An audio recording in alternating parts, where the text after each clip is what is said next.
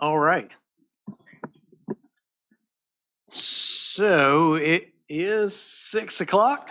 This conference will now be recorded. Good evening, everybody.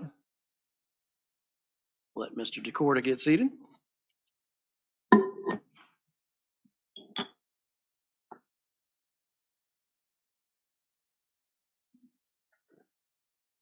So again, good evening, 6 o'clock. Welcome to the 26th July 2022 working session of the King George County Planning Commission. For the record, I note that we do have a quorum and we are ready to move forward.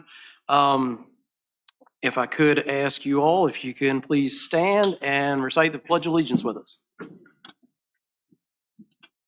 Pledge allegiance to the flag of the United States of America, to the republic which it stands, one nation, under God, indivisible, with liberty and justice for all. All right, remain standing. Mr. Williams, would you lead us in invocation this evening, please? Thank you, sir. Father, once again, we thank you for allowing us to gather in one place to love. We thank you for the day's grace and mercy. Father, we thank you, Lord. We ask that you guide our hearts and minds as we go about the kind of business, keeping our decisions clear and precise and understanding what is presented before us, Lord. These and other lessons we pray. Amen. Amen. Thank you, Mr. Williams, and welcome. All right. Next item on the agenda is public comment. So at this point, we're going to open the floor for anybody that'd like to speak. If you would please approach the podium, state your name and address, and if you could please limit your comments to 3 minutes. And so at this point, we will open the floor for public comment. Yes, sir. My name is Mark Thorstead, 6382 Berry Plains Landing, King George. I'm the current owner of Highmark Brewery in Stafford County, and I'm working with the county and Heather to open up a brewery here in King George. So I'm speaking in favor of to allow food trucks to come into. I know you guys will be talking about that later tonight. So I just wanted to say that I was in favor of that. It's benefited our current location. I think it'd be a good addition to the county and to the brewery when it opens. Excellent. That's all I have. Thank you. Thank you, sir. Appreciate it. All right. Anybody else in the audience that would like to speak on the public comment period, please do so now. And if we don't have anybody here, I will vector over to Mr. Dines and see if we have anybody in the ether that would like to speak to us this evening, sir. All right. That sounds great. The only public comment I have is I've got to say that I did buy Mega Millions tickets tonight, so maybe this could be my last meeting. There we go. Hey, I'm going to share the love. Thank you all. All right. Next item on the agenda is approval of minutes, of which we have none tonight. The next item on the agenda is Community Planning Liaison Officer, Naval Support Facility, South Potomac, Dahlgren. If that person is here, they feel free to come up, or if they are online, the floor is yours. Hello, this is Thomas Hastings. No update tonight. All right, thank you, Mr. Hastings. Appreciate you jumping in. Next item on the agenda is plan review, of which we have none. And the next item is public hearings, of which we have none. And then that brings us to the old business, which is our bulk of our business tonight, zoning and subdivision ordinance update, the Berkeley Group. And at this point, I will turn it over to Ms. Mathena. How are y'all doing tonight? Thanks for coming. How are you? Good. Can everyone hear me? Yep. Okay. Thank you all for having us back. I'd like to introduce everybody to Kelly Davis. This is Berkeley Group's planning director, and she is going to be here with us tonight while Rebecca is catching up from maybe Abington. So everybody meet Kelly. Thanks so much for having me here tonight. Thanks, Kelly. Nice to meet you. All right, so we are officially at the halfway point with our work sessions. This is 5 of 8, and tonight we're going to zero in on some use standards. We're going to focus on a certain handful, but I've allotted a little bit of time at the end, depending on how quickly we can get through these things, and I guess everybody's level of concentration. If there's anything you've read through that we don't touch on that you want to bring up as usual, there's a little bit of space at the end of the presentation to do that. So you should have in front of you the use standards and hopefully the use matrix. I wanted you to have that so you could quickly flip back and through to see how things are permitted. If you think that standards maybe aren't enough or too little, you can see if it's a special exception or by right. So again, we're about halfway through your work sessions here. Not quite yet halfway through the project, but getting there. So we've done our public engagements. We've done a handful of our articles. We have a few more to go after this. We'll have community design standards, subdivision, and then a little bit of tying up some loose ends with some old edits, military overlay, that sort of thing. And then you will get into your adoptions. All right, so the way that we've broken out this Article 7 is similar to the way that we've done district standards and then the use matrix. It will be agricultural uses first, then residential, public, civic, and recreational. Then you'll get into commercial, then industrial, and at the last you'll have your miscellaneous, accessory structures, solar, that sort of stuff. Any questions about how this is organized? This one's one of the more straightforward ones. Albeit 75 pages, but it's straightforward. All right, so for this one, the way that we approach drafting, whereas most of the other articles are pretty heavy on state code or state direction of some kind, use standards do have some code-driven things that are included or regulated, but a lot of this is needs-based, what we've heard from you all, what we've heard from staff during public engagement. So just tailoring some uses to use standards to get you the best out of the uses that you have and how you permit them. We've also taken some of your old use standards and just reorganized them or streamlined them in your editor's notes down at the footnotes of your document. If there was any section that we mostly kept but just moved a few things around for readability, that's noted there. Otherwise, it's either drafted new or substantially changed. But if anything was relatively untouched, we made sure to note that because I know you all have spent a lot of time writing some of these standards. And I just wanted to call out a new piece of the use matrix that you saw kind of last time, but now it's in its full force. So all the way over to the right, you should see a column that says use performance standards. Last work session, that was more abstract, and it was just showing you if you had some already in the existing ordinance, if we were suggesting any, but now those have been replaced with the section that's relevant in the use standards article. So it will tell you the exact section to go to. This will be in the final use matrix as well. So at the final product, when this is all said and done, this will also be in the ordinance. So that if a developer, an applicant is looking through this, they too can see quickly if it has use standards and how to find those. Any questions on that? Okay. All right, before I get started, just a couple of things about tonight. We're gonna go over some of the uses that we felt would either be the most contentious or warrant the most discussion, whether they've already warranted the most discussion in the use matrix or just what we've heard through public engagement. Those are agritourism and event venue. They aren't the same. They go hand in hand just as far as a comparison standpoint. So we'll go over those tonight together.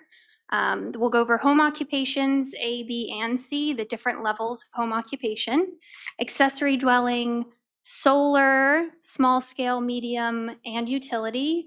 We will also do mobile restaurants, synonymous with food trucks. And then the last one is the commercial outdoor recreation. That one is your public outdoor swimming pools, amphitheaters. I hate to give examples because it will pigeonhole ideas, but not just a public park that's a big open green space, but something with a little more activity there. All right, so first up is your agritourism. So it's section 724 in your Article 7. I don't have the page number open, but I can give you all a minute to get there. It's 3. Page 3. Page 3. And then in the use matrix, it's item 8. So this one is permitted by right in all agricultural districts. This is one that must be on agricultural land. That means something legitimate, not just 20 acres of open land in an agricultural district. It must have an actual agricultural operation, whether that's a pumpkin farm, it's a grapes, it's a petting zoo. The Code of Virginia defines agritourism as being an activity or an event that's attached to a bona fide agricultural operation. So we have that here as a standard. We have a 10-acre minimum. A note about the 10-acre minimum. In the current ordinance, it seems like event venue is maybe trying to get at what agritourism serves. And currently, an event venue needs 20 acres in A1 and A2. That can be a little bit large for, again, those smaller pumpkin patches that just want to have a little bit of pick your own in the fall. Maybe it's a small row of grapes. They want to have a little wine tasting, that sort of thing. So we've lowered this down to 10. But again, I think the comparison here would be your current 20-acre minimum and event venue, just something to consider. We have this limited to 200 visitor vehicle trips per day or 150 or fewer attendees per day. And then I'm going to just jump right into event venue, and I want to do this as more, again, as a side-by-side comparison to make sure that everybody's clear that they're two very separate things. And what I should have started with, wedding venues will not, from this point forward, be any agritourism. That would only be event venue. So if somebody has 20 acres in A1 and they just build a big barn, that would be an event venue. I think now the lines are a little blurred in the existing ordinance, what that would be. Folks may think, hey, I can bring this in as agritourism. It's a little bit more lenient as far as the standards go. But the way we've written this and the way that we've proposed it, that wedding venue, which I know is popping up all over the place, that would be event venue the way that we have it drafted now. So the difference in how those are permitted here, it will be a special exception in A1 and A2, and it will be by right in commercial and the planned development districts. The reason we're adding it to commercial, and we may have gone over this during the use matrix work session, I imagine we did, it won't only be a wedding venue barn. It could be a small little concert venue. It could be a small little community space where artists hang up their art. Event venue could be a plethora of things. So that's why we've added it to commercial there. In that same vein, for event venues, we have a 10-acre minimum in the agricultural districts, similar to agritourism, and then a 2-acre minimum for commercial and planned development. And in case anybody is rusty, sometimes I am, planned development here in King George will end up being, if it goes as proposed, the resort community and the mixed use districts. And then for this one, we have no amplified noise between 11 and 7. A note on this, and I will do my due diligence to remind you of this every time. Any of these setbacks, noise hours, all of this can change. We can bump it up, we can bump it down, we can increase it, we can decrease it. Anything that we bring to you is our best King George guess, but you all know better than us, so feel free to tell us if we didn't get it right. If that's a little too late in the night to be playing loud music, it's a little too early, you all would know better. So these figures, if you will, are just a starting point. So let us know if we didn't get those right. I'm going to take us back to agritourism and just kind of open up the floor for questions, comments. How are they different? How are they the same? Agritourism will, of course, be an agricultural use in your matrix and your standards, and event venue will be in your commercial areas. I just, again, wanted to bring these together. I think there's a little bit of fogginess as to how they differ for right now, and I just want to make sure everybody knows how they do differ. Do we have any input from the economic development team or the tourism team? I know you're back here, so remind me, in the stakeholder interviews, I remember hearing a lot about needing agritourism, that it would be a good fit for the community. We heard that from both the economic development folks as well as just some landowners around here. As far as benefits or obstacles to the economy, I couldn't speak to that, but maybe you could. If that's okay, Chairman. In terms of the standards. All right. So, Mr. DeCorda, what's the question you're specifically asking me as far as, like, is this in line with, like, the tourism strategic plan or the economic development strategic plan? It seems to be. The question is, do these standards impede or accelerate or are neutral to common practices surrounding those activities? I think, first glance, I think they're good. I have no pushback on any of them. I think that for your event venues, by special exception only in A1 and A2, I think that's fair. By writing commercial and planned development districts is fair. I think bringing it down to that 10-acre minimum. I mean, 10 acres, it may not seem like a lot in King George, but 10 acres is a lot of land in other localities. I think that's a great number for that. Honestly, I have no pushback. As far as what time you cut the music off, I mean, I think the community, or the planning commission should make that decision. But as far as what we have so far, I have no pushback on any of the ordinance put forward. So. So I'd like to get some discussion amongst the group, if we could, about the 10-acre parcels, because I know we went through a lot about when we arrived at 20. So I wanted to get y'all's thoughts on that while we're on it. So if I could ask just one question of the gentleman first. What do you envision as the activities that would fall under agritourism? I mean, we're not talking wedding events now because that's going in the special events category, but what are you seeing? So what I see in a lot of communities similar to ours are your farm breweries, your vineyards. One of the things that I haven't seen in King George, I would even say east of 95, is like a distillery. I haven't seen these yet. But if you go to Culpeper, you see there's a farm distillery, there are farm breweries.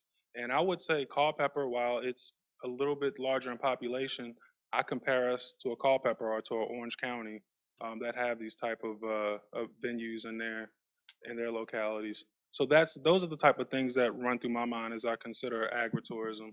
When you start talking about like your pumpkin patches and your corn mazes, those are always complementary to that farm brewery or to that farm winery. So I think where we're at, as far as what we're proposing right now, I think we're in line with some other localities. Now, just to add to that, don't forget that the agricultural exemption set forward by the state, you can grow the hops, you can make the beer, you can have the tasting room. Our ordinance will not change that. We don't have the authority to change that. It's additional items, the pick your own, the events that go along with it, music, things like that we regulate. So if under agritourism rules, I want to have a small brewery, do I have to grow crops that are associated with the brewery? And that's probably more applicable to a winery. Do I have to grow grapes? I mean, because otherwise I don't want somebody just planting a big, large garden and then deciding that they're going to put in a wine tasting thing that operates 7 days a week. So the state does specify after a certain period of time, you have to grow a certain amount of grapes. I don't know them right offhand, Okay, but they are allowed to supplement as they're getting their grape vineyards up and running. But they do need to grow, make, and taste on the same property under that agricultural exemption by the state. So if they grow a pumpkin patch, they're not going to have a winery there. Then if you are only growing pumpkins, that is still as an agricultural use. So I can grow the pumpkins, I can set up my pumpkin stand. Other than a VDOT entrance, there's not a whole lot of regulation there. It's when I invite the public to have pumpkin festival every Saturday, things like that. Correct me if I'm wrong, ladies at Berkeley Group, but Yeah. So yeah, there's a lot of agricultural exceptions, but then there's also things that are regulated locally. I don't mean to be a pain, but I'm just trying to understand how much latitude there is for people. I mean, I grow a pumpkin patch and I decide I want to throw a pumpkin festival every weekend. I can serve wine and make that part of the festival and have music and. Now, ladies, correct me, that would be an event venue. That would be an event. If the way that Code of Virginia defines agritourism, if that wine wasn't directly related to the production on that land, then no.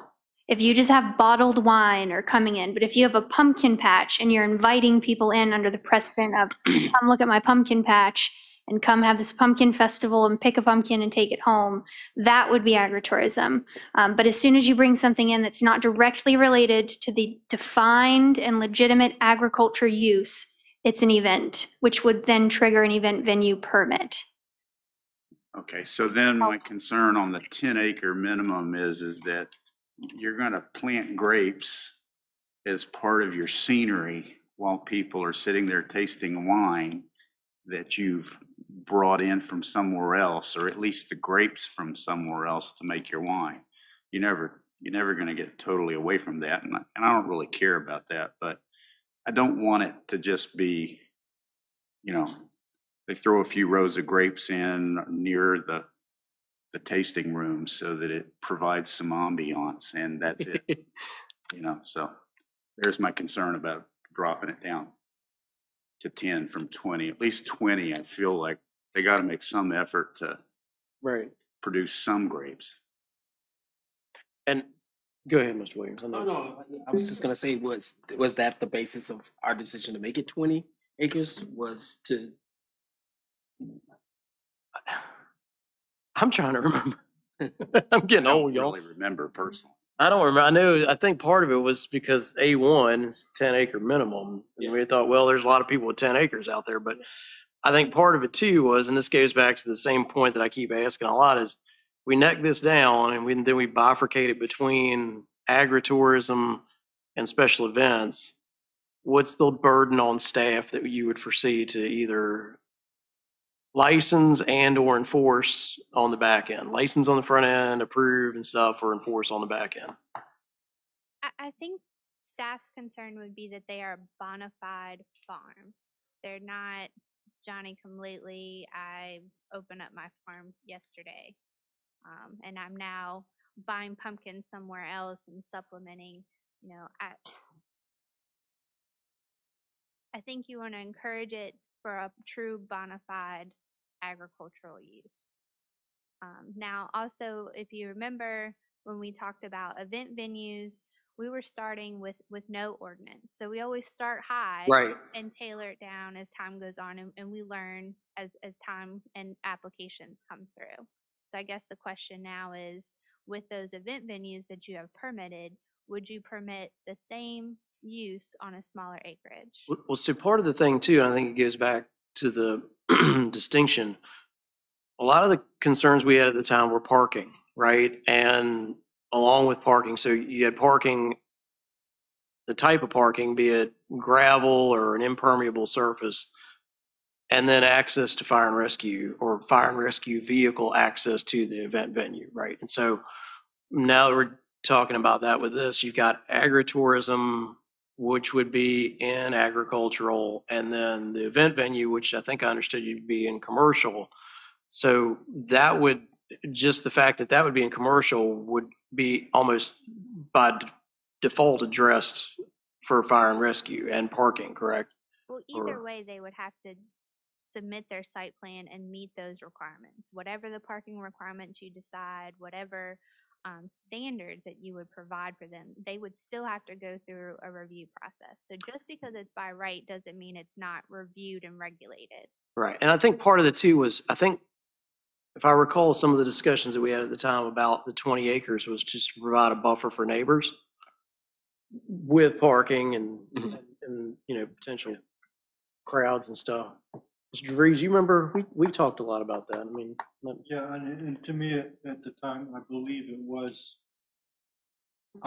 my main concern was with the neighbors, the proximity to neighboring properties, because so many of our A1 and A2 is filled with, residential, smaller properties right adjacent to these things.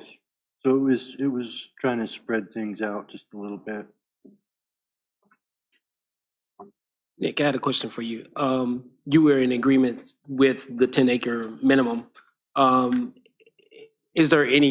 you have any reason as to why you agree? Like, have you seen, I guess it hurt the community by having the 20-acre versus the 10? I mean, that's a tough question to answer. I mean, I don't know how many 20-acre lots we have in the county. I don't necessarily know how many 10-acre lots we have in the county. I just know it's a lot easier for a business owner or somebody who wants to start a business to get to 10 rather than get to 20, right? The 10 side of it, I mean, 10 acres, again, 10 acres is a lot of land. I mean, the majority of the acreage I have in my industrial park is less than 10. Some of them are 10, some of them are 6.5, and they're putting 40,000 square foot buildings on these things, right? So I'm just in that comparison. Yeah. You know, that's sort of what I'm looking at. 10 Gotcha. acres is a lot of land. I do understand the buffer. I do understand the noise complaints. I do understand the parking. These are all good things to consider. But I'm also looking at like the size of the locality. You know, how much traffic do these breweries or do these vineyards actually get on a weekly basis or on a weekend basis? I mean, the majority of their traffic is probably going to come if they do have that event, that special exception for that event where they may have a 120-person wedding. I don't think they're going to have 120 people, let alone 40 people at a time, Monday through Friday if they're operational. So those are the things that I sort of keep in my mind as I think about it. I mean, a brewery in an agricultural setting, it's 10, maybe 20 people. 20 would probably be a lot, like on a Wednesday or a Thursday. You're going to see more traffic on the Friday and Saturday. Right. Well, I think that's where the tension is I don't want it, I don't want to restrict this use by making it 20 acres, but at the same time, I don't want it so densely and so popularly used that adjacent 10-acre lots, three adjacent 10-acre lots are doing this across the street from a residential property. Yeah. Well, can we consider another number, 15? Well, that's what I was gonna say. We could split the difference. I mean, I'm just throwing it out there. We certainly split the difference or try to find something that seems like it's amenable to the planning commission. Well, without setbacks, you discuss setbacks, and I think most people are worried about amplified music and traffic. And those are the two big things for event venues and stuff. Agritourism should not require amplified music. Agritourism, as I understand the term, also includes overnight stays. And I want to ask, do our ordinances on overnight stays, say a family wants to come down for a weekend and pick pumpkins or pick hops or,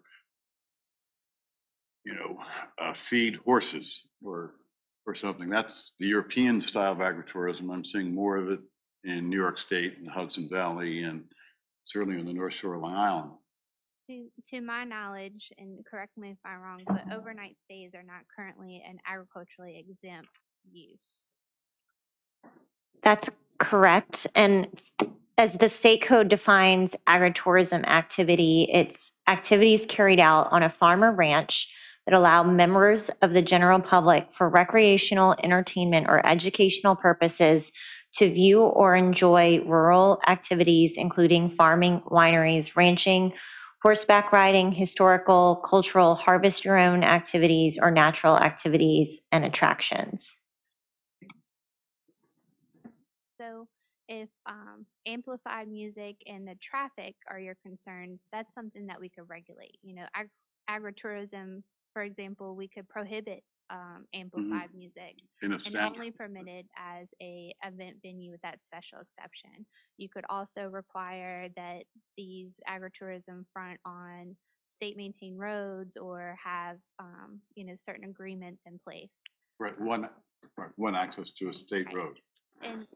And to that point, 10 acres in some areas is a very big lot, but it depends on the shape and size of that 10 acres. And we do have quite a bit of very long, narrow 10-acre lots because we previously had them as exempt and they all fronted on a road. Yep. So they are there. So I think with instilling the 10-acre minimum, but also having suitable buffers that only particular shaped, a nice fat 10-acre square, it provides that buffer that I can put my barn or my event in the middle of that and not disturb my neighbors. But if I only have a 100-foot wide 10-acre lot, that's probably going to be more disruptive to my neighbors.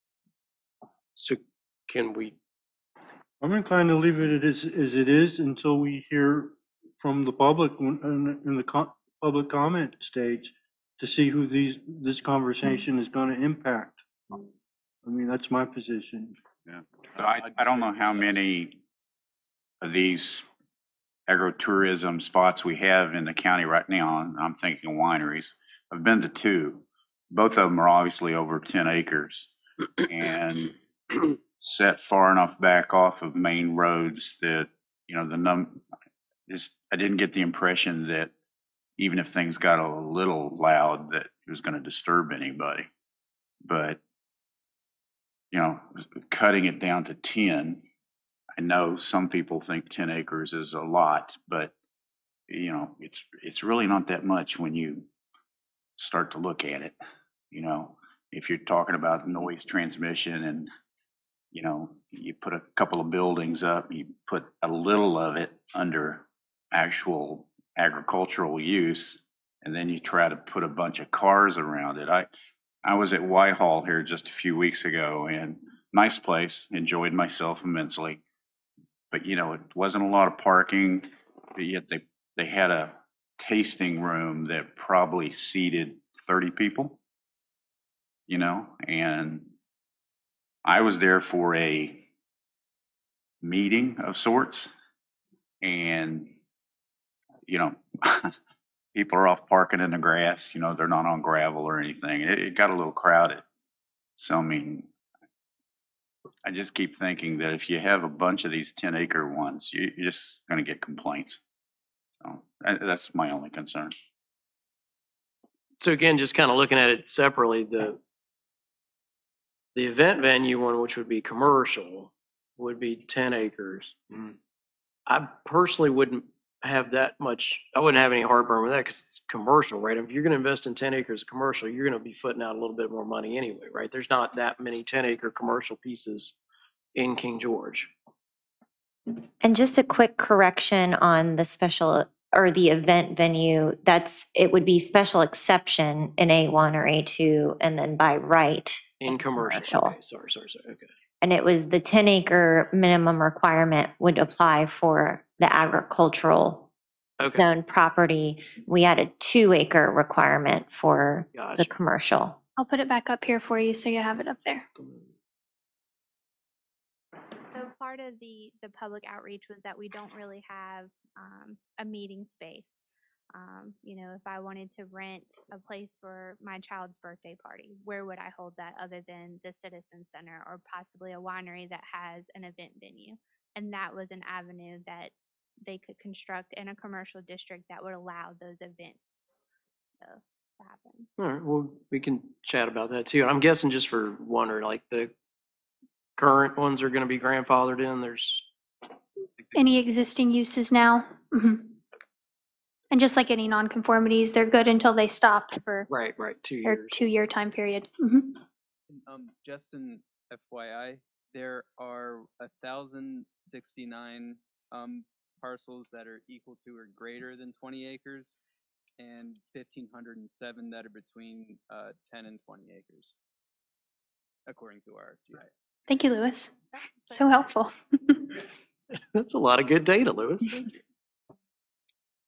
Didn't realize we had that many. All right, so what do y'all think?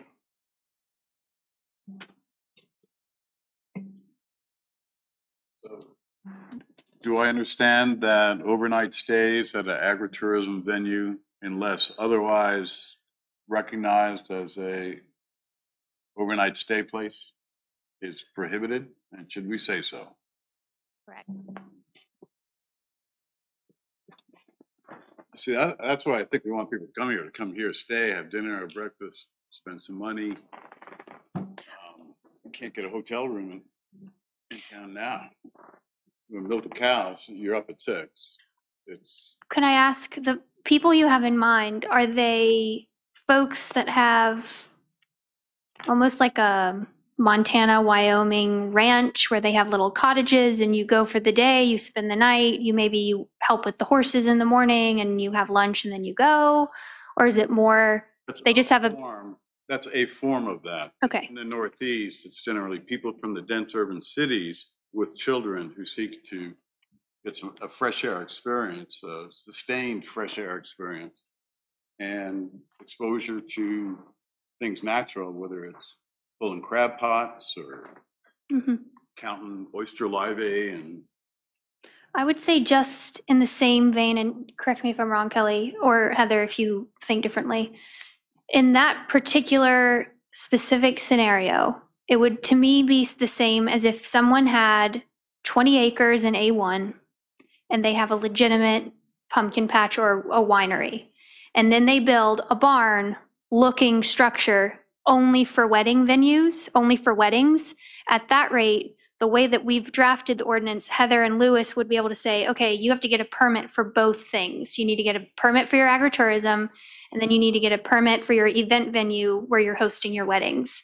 And in this case, it could be the same way. They get a permit for their agritourism, but then they also need a short-term rental permit that's also in the zoning ordinance if they're having those overnight stays that are less than 45 days or however we define it in the ordinance. It would be a double dip situation. You would need two ordinances or two permits to take care of that use.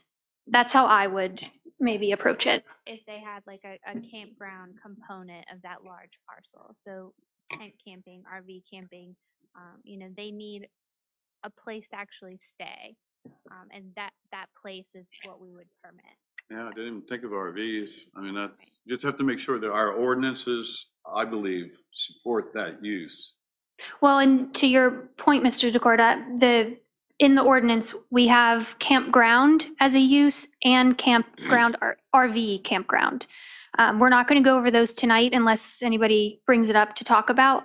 But as you're doing your more review, maybe keep those in mind for these agritourism events, just in case there's anything that maybe after reading it and after this discussion you think maybe fell through the cracks. But those two things are already two separate uses.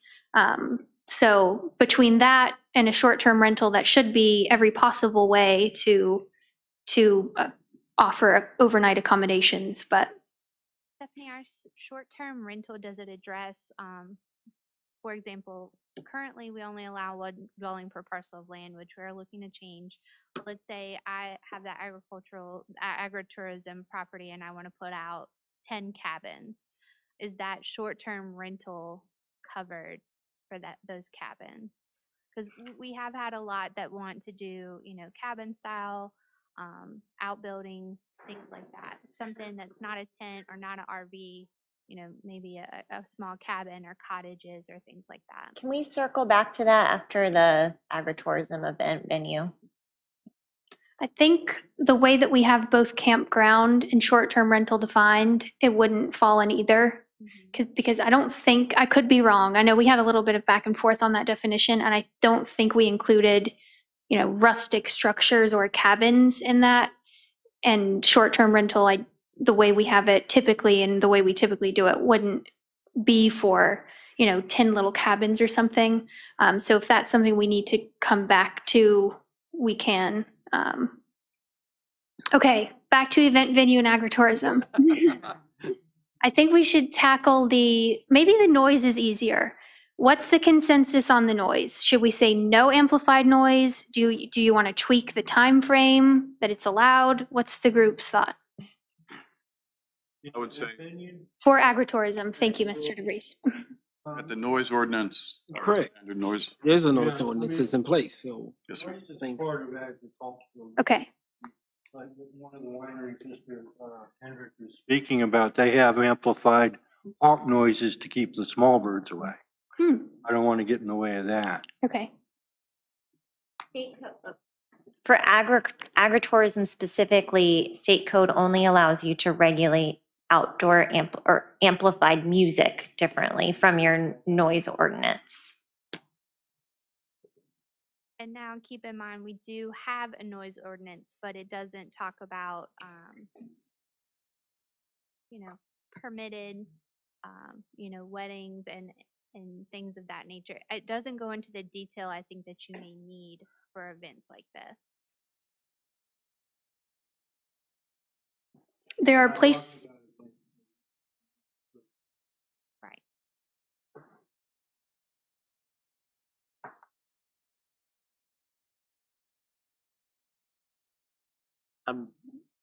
I guess I feel like the noise ordinances that we have, and we do have one, correct me? Yeah, I'm not We have too, one in the county code that is regulated by the sheriff's office. Yeah,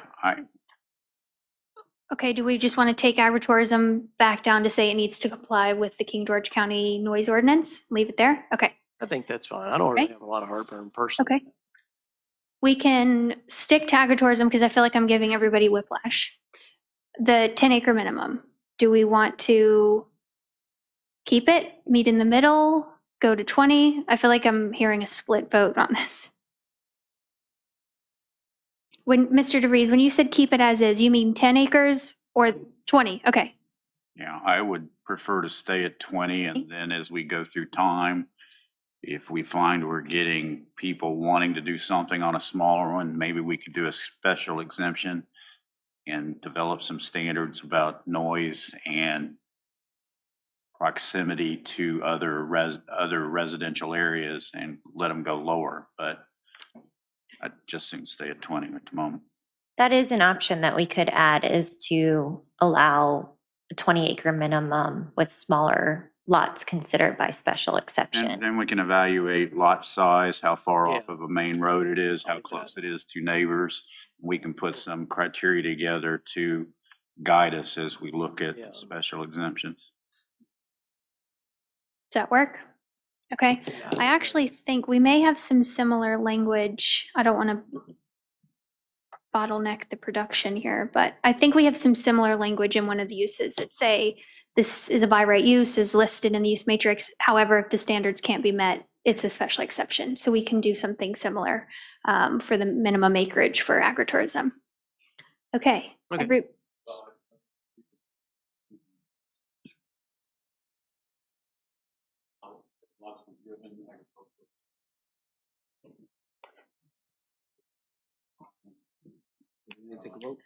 Well, I think if we,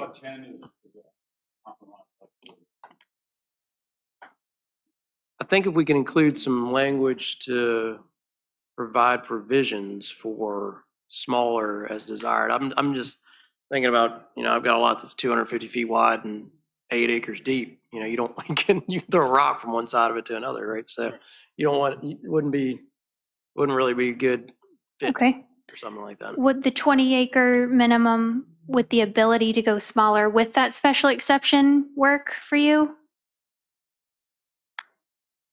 There are only 1,000 lots that area people maybe form venues for offering that.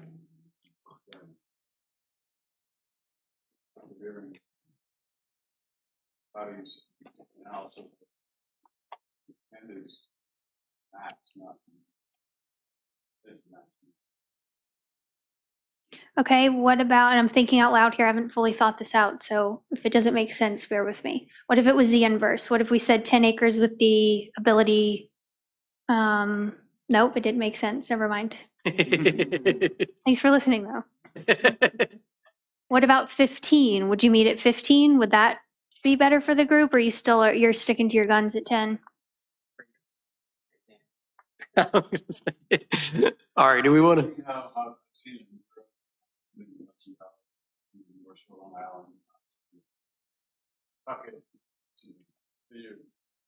But we're not there yet. We're 26,000 folks in the county. Can I just, We've got a lot of 20-acre parcels that are available to do this if somebody wants to.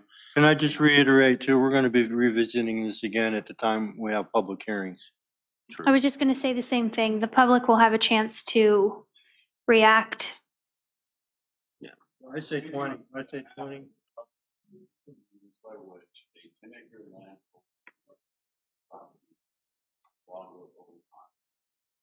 Revenue, some sort of data back to keep it. That's how it got to be known. Well, then, let, not disadvantaged by the graphic changes in the economy. The agricultural control on the land is part of the agricultural heritage. The higher priority.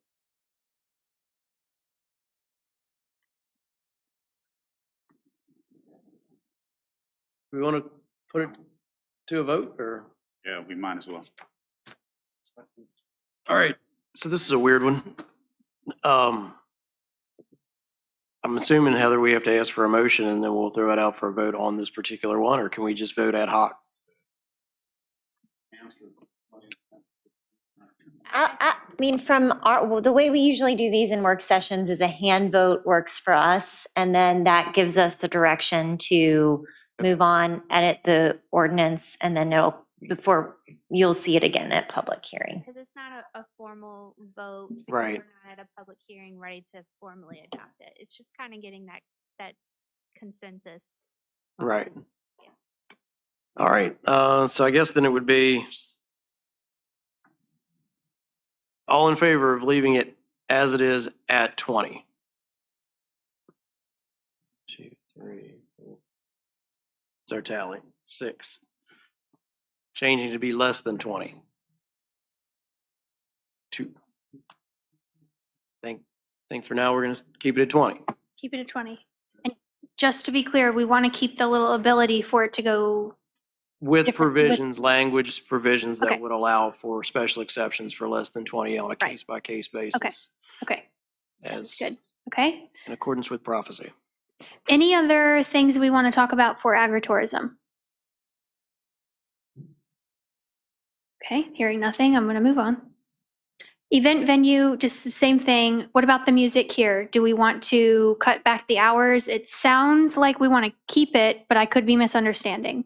Is the group consensus to keep the hours or just reference the noise ordinance and let that be enough? Noise ordinance. Let's do Noise ordinance? Okay. So no time frame here and just the noise ordinance. Any changes to the? One question, Heather, you said that the noise ordinance doesn't cover wedding venues though. Is it only covering like vehicle noise and industrial activities? I'm not entirely sure. 'Cause it's been quite some time since I've looked at it, but I know like existing venues and existing neighbors, like Fairview Beach, for example, have complained that that it's not enough. Now, whether that's factual or not, I'm not ready to say right this moment. But typically, when we do event venues by special exception, we do have time periods in which they hold the events, in which that noise is then correlated with that time of event. And again, to reiterate, this would be a special exception in A1 and A2, but by right in the commercial districts. Right. Cool. So what we can do is consult with Heather, I'd say, and double check whether the noise ordinance would cover these situations. If it doesn't, we'll keep that in there. And then if it does address events and outdoor activities related to weddings and these types of events, we can remove it and refer back to that. Does that work for everyone? Heather, is there a cutoff time currently on most special exception event venues for their, like, amplified music, for example? It's per permit. That counts. So each permit has an event time. Some are till 10 p.m., some are till 8 p.m. It just depends on their application and their needs. That's the whole thing, though, not just any particular music, right? Right. And some of them even break it down to the music will be cut off by 10, everybody will be gone by 11, something along those lines. But this is specific to the amplified noise. So as early as 7 a.m. and as late as 11 p.m. Yeah, we pulled up the noise ordinance right now, and it actually exempts public and or permitted ceremonies, celebrations, parades, sporting and other events between the hours of 6 a.m. and 10 p.m. So that's an exemption in the current noise ordinance.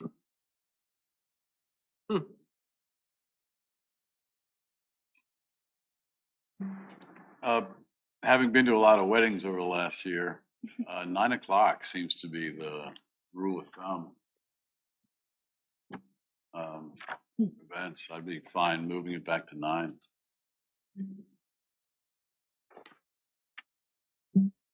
What do y'all think?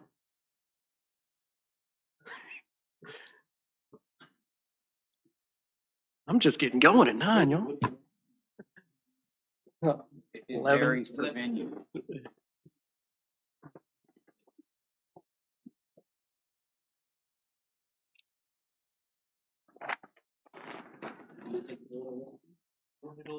come from? Those are just some typical hours that we see in other localities that we work with. But again, my overall disclaimer, we have these basic starting points and we can build off of that or build down. But this is what we see the most. And other weddings or things that I've been to, I mean, they're all different. It depends on what venue it is, if it's outside, if it's inside, if it's a church, if it's a barn. It's been 8 p.m., it's been 2 a.m. I mean, Right. I mean, everybody's not over 50, so. is there a strong thought that 11 is too late, but 9 is too early? We could go with the 10 p.m. that's in the ordinance, if that seems better for the group, but I like it just because I'm old. the 10 o'clock or the 11 o'clock? 10. The 10, okay. Keep it at 11. You gotta be flexible. I think 11's a respectable time. Hmm? Yeah. What? I think 11's a respectable time. Again, everybody's not 50 years of age. All right. Let's figure this one out and wrap it. What do we think? 9 a.m. to midnight. I don't want to hear anything at 8 in the morning.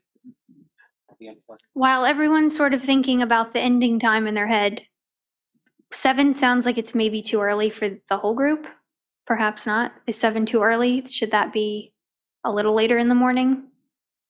Yes, okay. 9. No, I heard a 9. I see a vertical head shake, but no horizontal head shakes. 8. 8, we got 8. Does 8 to 10 sound? That sounds like a good compromise. Let's do that. Okay. Anything else on event venues or any other questions? Are we clear on how these are different now, agritourism versus event venue, at least moving forward from this point, or when and if this is adopted, I should say. Okay. Anything? I think we're good. Okay. All right, next up is accessory dwelling. This is going to be another long one, so I'll just get through these slides and then we can just come back together as a group and talk this out. So the way that we have this now, we have it permitted by right in agricultural districts, R1 and R2, and then it's permitted as a special exception in the planned development, so the RC and the mixed use, resort community and mixed use. This is that use where the special exception is going to kick in for the by right districts if the standards can't be met. Minimum lot size, size requirements, those things. If any of the standards cannot be met, it automatically triggers a special exception regardless of the district. It can be attached or detached, which means it can be on or in the original principal dwelling, or it can be a mother-in-law suite, it can be above a garage, it can be a garage that's separate from the house. Maximum of 1 per lot, so just 1 accessory dwelling unit per lot. These are some examples of how they can be attached or detached. So the only detached example is there on the second one to the left. Pretty straightforward. Most of the time you'll see these, again, mother-in-law suites or detached garages or basement conversions. I would say that those are least likely to happen here. Those are more in townhomes or cities with some developed basements, but as far as accessory dwelling units go overall. So for the development standards and the district standards, for agricultural districts, we're suggesting that it be a 5 acre minimum to have an accessory dwelling unit.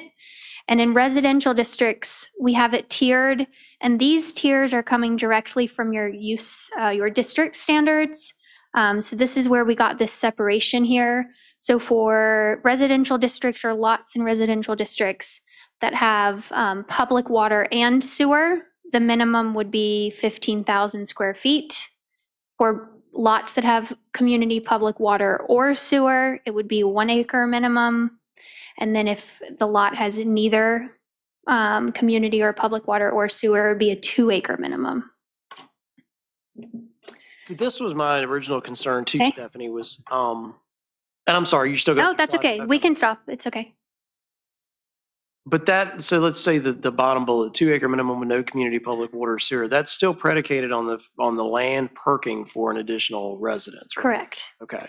All right. So it wouldn't just be you couldn't just dovetail it into the existing drain field and. They will still have to meet VDH requirements, just like any other use. And there are also some things, we haven't gotten there quite yet, but we're already planning, I think we've been planning the whole time, to build some of this stuff in that you all expressed on our tour into the community design standards. We haven't gotten there yet.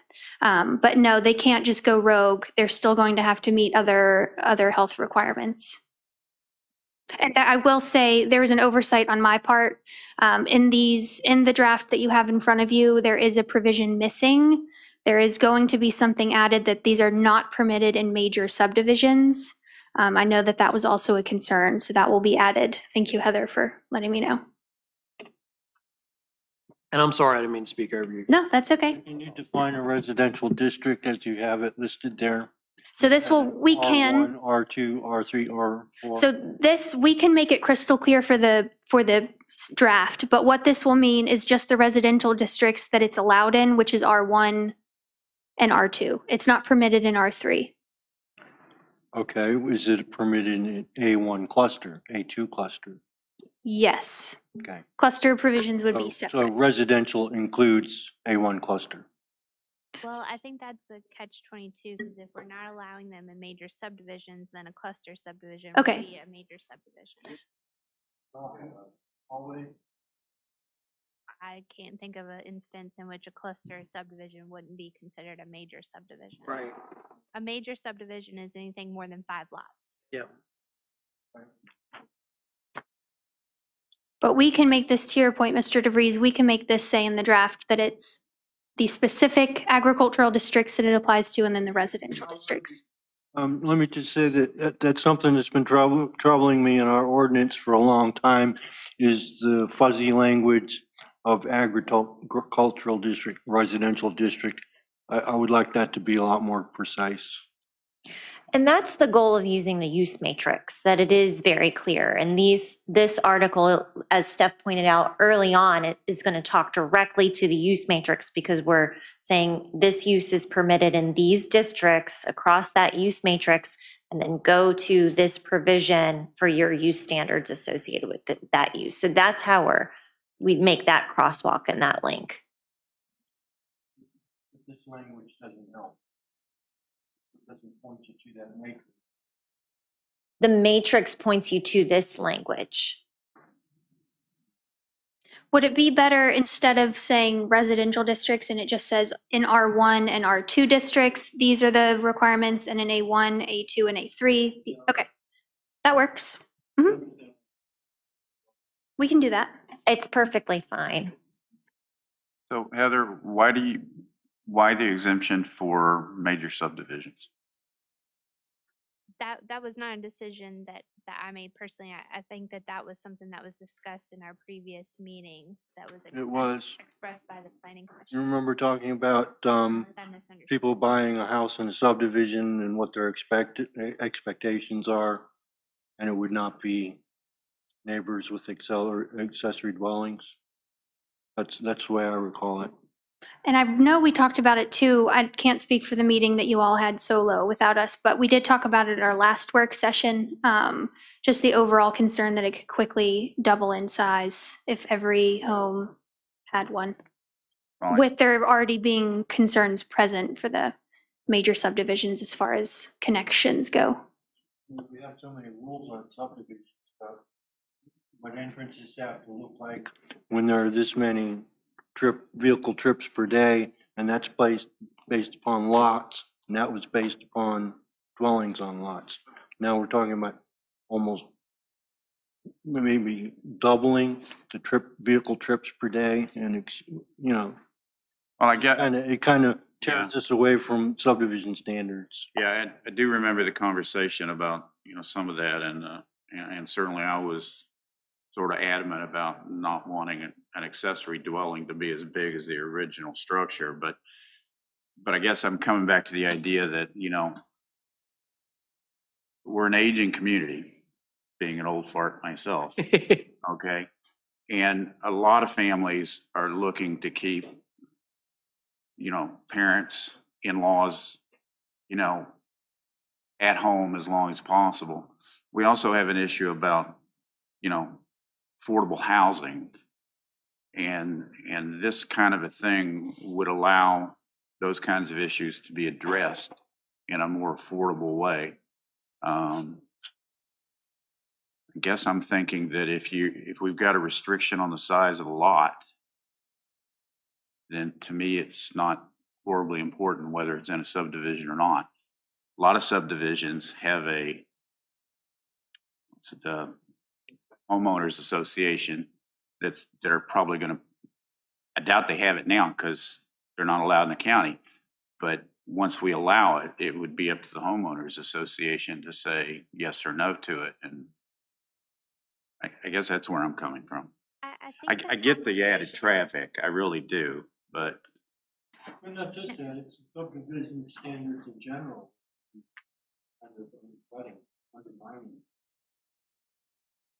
So if, of course, this is completely up to the planning commission. So if you wish to change the major subdivision, that's certainly fine. But if I remember correctly, the conversations were the concerns that these major subdivisions are popping up along these country roads, going from 50 by right lots to now 100 by right because we're adding this accessory dwelling was that concern. So Oh, and we also, sell the lot and that accessory dwelling would be owned by whoever owns the lot. right. So they're not really, So I More move people. in and build my parents another dwelling behind my home. That now is two dwellings on one property. My neighbor could do the same, the neighbor next to them, etc. I think it was a way to kind of reel that in. and I think we also talked about the people that would just build an accessory home and rent it to whomever, right?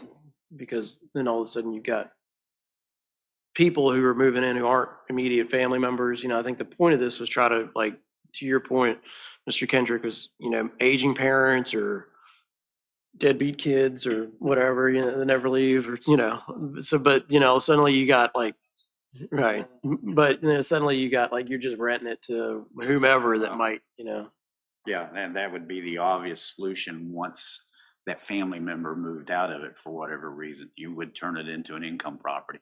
So I'm an evolutionist rather than a revolutionist. So just getting the accessory dwelling approved in some areas is a good start for me. Somewhere down the road when the county is much more populated and we want to, as this body wants to come back and address it, I'm fine with doing it later.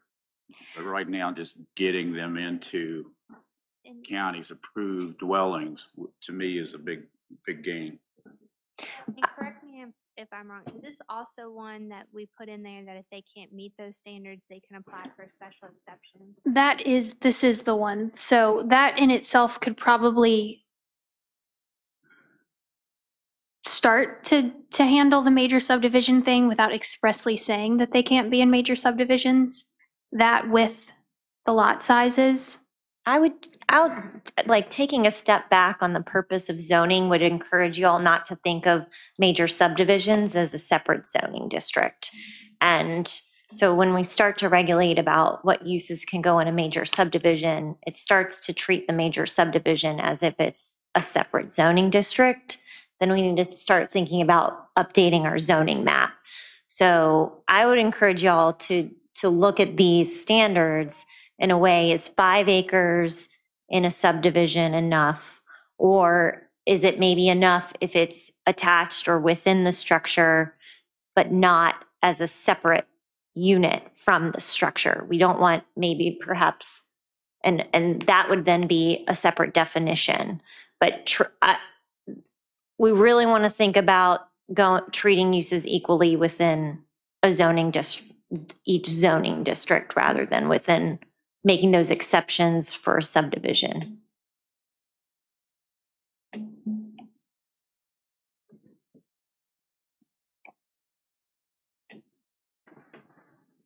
So with that said, does the 5 acres in the agricultural districts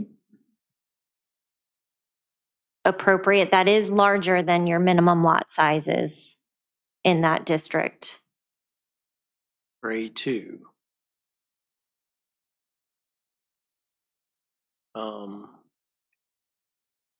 I don't personally have much heartburn about it. My bigger concern, I'm definitely concerned about the population density, but I'm also concerned about the areas that aren't served by public water and sewer from the Bay Act regulations and, just being able to meet this well and septic standards. That I think, quite honestly, it's probably going to knock back a lot anyway. If it doesn't perk for an additional, 2 or 3 bedrooms, it's going to be a non-starter anyway, right? So, I don't have a lot of heartburn with it, but I mean, I think you should do a minimum lot size.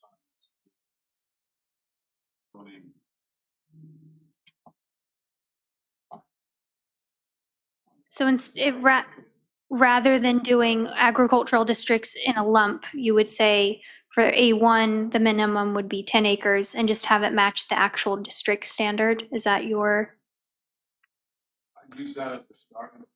okay? For A3, the minimum lot size is 1 acre.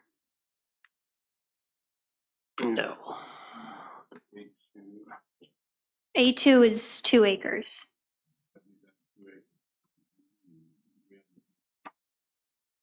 We have very little A3, but between what, A1 and A2, it's 84% of the county. Is that right? The density seems to be going up. Roughly, yeah.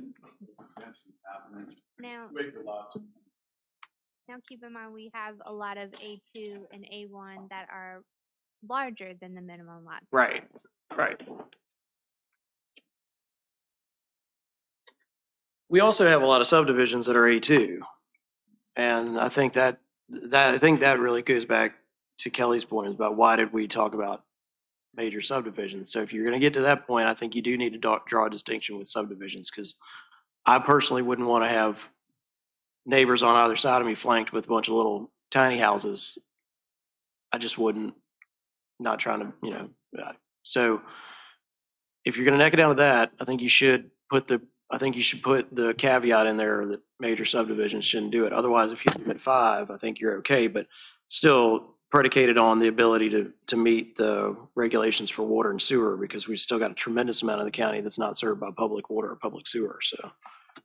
So the moment you put a septic tank, I have a 1 acre lot, Right. residential lakes, a 1 acre lot. You're taking up a huge chunk of that land with the drain field. Yeah, it would be impractical for me to think about putting an additional dwelling. However, when my children were young, I built 2 additional bedrooms over my garage. They are now out of the house. For somebody like me, it would lend very, very easily. That could be converted to an accessory dwelling within the current structure. It would create probably an additional parking spot. That's part of this. And it would be more people in there, but I wouldn't even get caught by the septic tank that I have because I'm already meeting it. Right. In fact, I probably have to convert one of the bedrooms into a living area and reduce it. So I don't know. I'm not saying this just because I'm wanting to do it, because I don't. But I can see somebody setting something up inside their own house, separating it off for an aging parent to live separately, and then later renting it out to somebody. I mean, it goes on now, because I had, just before I retired, they hired somebody to replace me, and he was a geographic bachelor. His family lived in Florida. He rented out somebody's basement, and I guarantee that nobody really knew that he was doing that. So the way it's allowed now is as long as it's still a single family dwelling, which means I don't have to go outside to get to that additional living space. It is still a single family dwelling. So those who have a basement with a bedroom and a wet bar and a living space, but still have that internal stairwell, that's perfectly legal currently, the way our ordinance is written. And I think if you go back to the pictures of the different units, I think from what I'm hearing is it's the detached dwelling units that are giving us the most heartburn? Do we want to specify them out possibly? You can also not include them if you would rather just not have those at all and just do attached.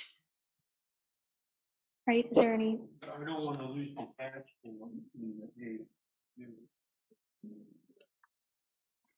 And we could define them separately as well, or allow only detached in your ag districts, but your attached or within the structure could be in your residential districts. Okay. Devil's advocate for just a second. I have a detached garage. I popped the roof off, put a second floor on it and rent it out. Now it's detached, but it's on top of a building I already had. Yeah. Is that something we want to fool with? Otherwise, I'm sort of leaning toward this idea of a standalone auxiliary dwelling is maybe not a great idea in smaller lots. Would it be Because better? it would be taking up a lot of room and impacting neighbors, even with the setbacks that they would have to meet.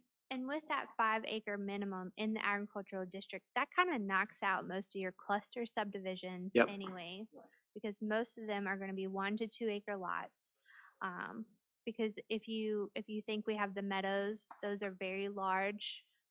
That is a major subdivision. Do we Mhm. want to prohibit it there? While we may not want to see it maybe in Hop Yard or Presidential Lakes or, a cluster subdivision, Right. like you mentioned, treating it as a whole different classification may not be ideal.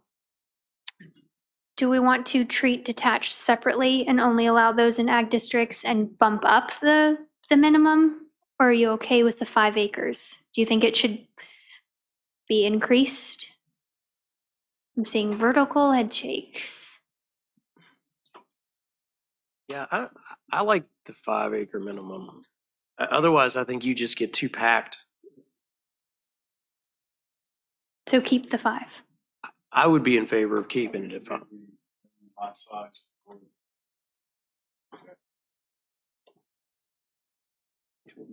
Acres in each, Right. For Correct.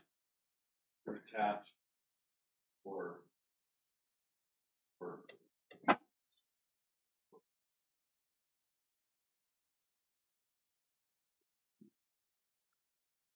Yeah, Lumber economic addition. The second deck.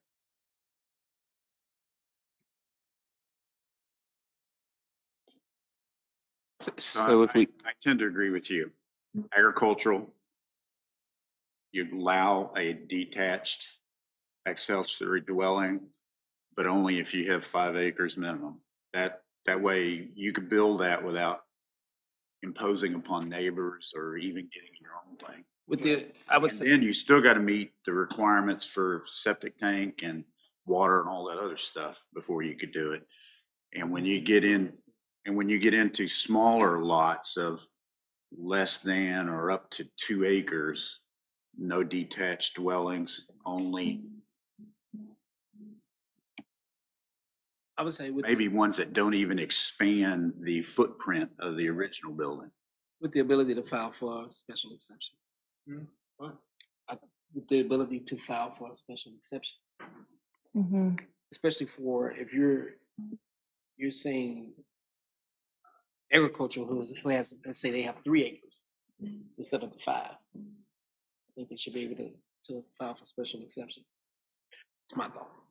let's just for example's sake, say somebody's got a 6,000 square foot house on 2 acres, 6 bedroom, 6,000 square foot. It perks for 6 bedroom home, right?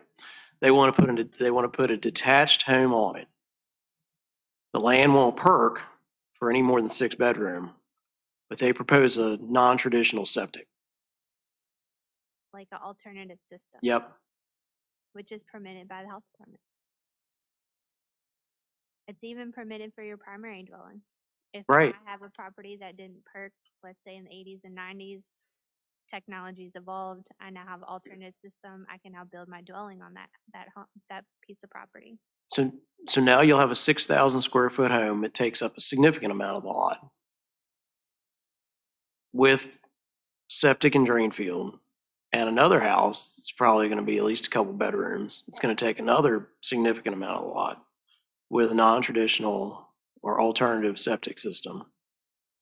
And suddenly you got no permeable ground. It's just all covered in house or something, or driveway or garage. I'm going with 5A. I'm sorry. I think I think anything less, it's just gonna be like, you don't have room to cuss a cat in it. It's just gonna be all packed. Yeah. Size standard for detached, we had several discussions. Sure. We'll get to this size. We can go there now. Can we just are we detached is separate, only permitted in agricultural districts, and we want to keep it at 5? Is that what we're hearing? I can live with that. I think in line with what Mr. Parker said, if we go down to 2 in like an A2 district, which is what the standard is, you could still have subdivisions, like 100 acres, and you've got 45 houses, and that allows those people to still build a detached accessory dwelling, so now you could conceivably have, instead of 45 houses, 70 houses there. And even though they sell together as a unit, there's still the traffic and the cars and the people coming and going, and like Mr. Parker said, occupying the land too. I kind of think we should stick with 5 acres in both ag, or all 3 ag districts. Stick with 5 acres in all 3 agriculture. And if you drop down to 2, those subdivisions, and as much as they. We have a lot of stock in this cluster division too, which is exactly the demographic needs and interests to do that.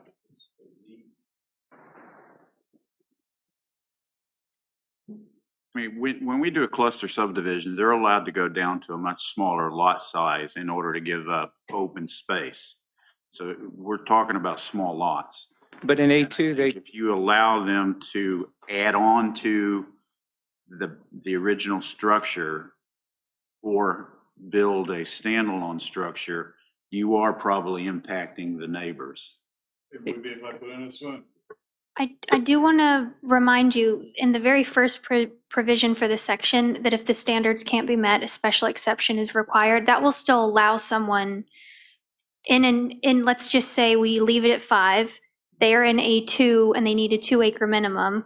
That would allow them to come in and apply for a special exception, and you all could hear that on a case by case basis. And maybe that particular instance wouldn't be a detriment to the neighbors, or maybe it would. And then you could see that it wouldn't prevent them at all from coming in, but it would have a little bit of a gate up so that you all could address it on its specific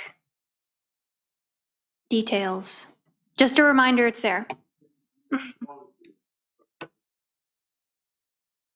Liberally applied. I'm talking about special exclusions. What are we trying to prevent? What are we trying to accomplish? How's it short?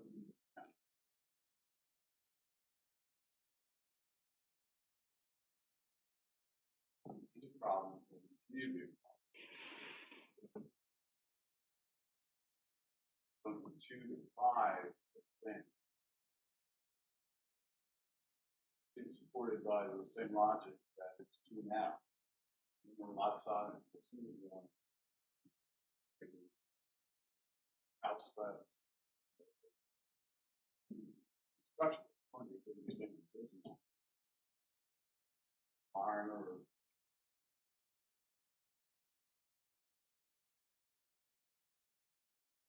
drive around these cluster, these small developments, 10, 12, pretty decent people with in-laws and outlaws and kids getting married. Want to keep them if they want to stay. Right.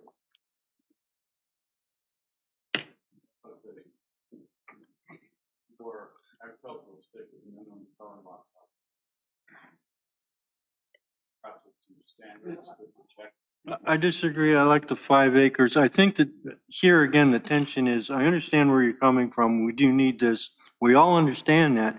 But what's pushing back against you is the neighbors. What are the expectations of the rest of the community? This is an introduction of increased density that I don't think people are really grasping here.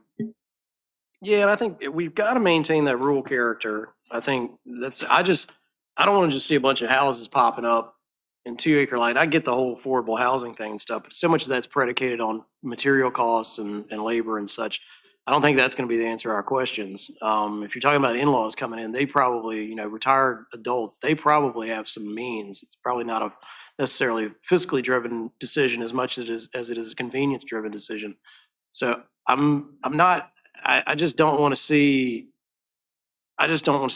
tiny houses popping up everywhere, and I think ultimately it's going to erode the value of the overall community and could potentially just increase traffic, increase density. I don't know. I like the 5 acre minimum. Sorry. I've heard a lot of support for the 5 acre minimum. Is there anyone else on the commission that supports a reduction of that for this use standard at this time? Okay. For the sake of time, I'd suggest we move on. And, we'll bring this to the public, and then if we need to revisit it at a later time, then we can do so. I think the point of affordable housing is very well taken. We at the Berkeley Group support accessory dwelling units and for that reason, and believe it's an important part of the housing solution. I think the detached is the stickiest part of this, as long as someone can add on to a structure, they, another dwelling unit, or modify an existing structure, very long. That impact is less, except for the traffic. So why don't we move on to the size considerations, and then if we want to revisit that detached versus attached, we can do so. So we'll start with detached. The way that we've proposed it now is it's the greater of two things, either 800 square feet or 35% of the finished floor area of the principal dwelling. I have two examples up there for you just to give you a little bit of context. If someone has a 2,000 square foot dwelling, they could do an 800 square foot accessory dwelling. Something that's just a little bit larger at 2,500 square feet, the largest they could go to is 875 square feet for their accessory dwelling. I think it would be best if we took these one at a time. So we'll do detached and then we can talk about attached.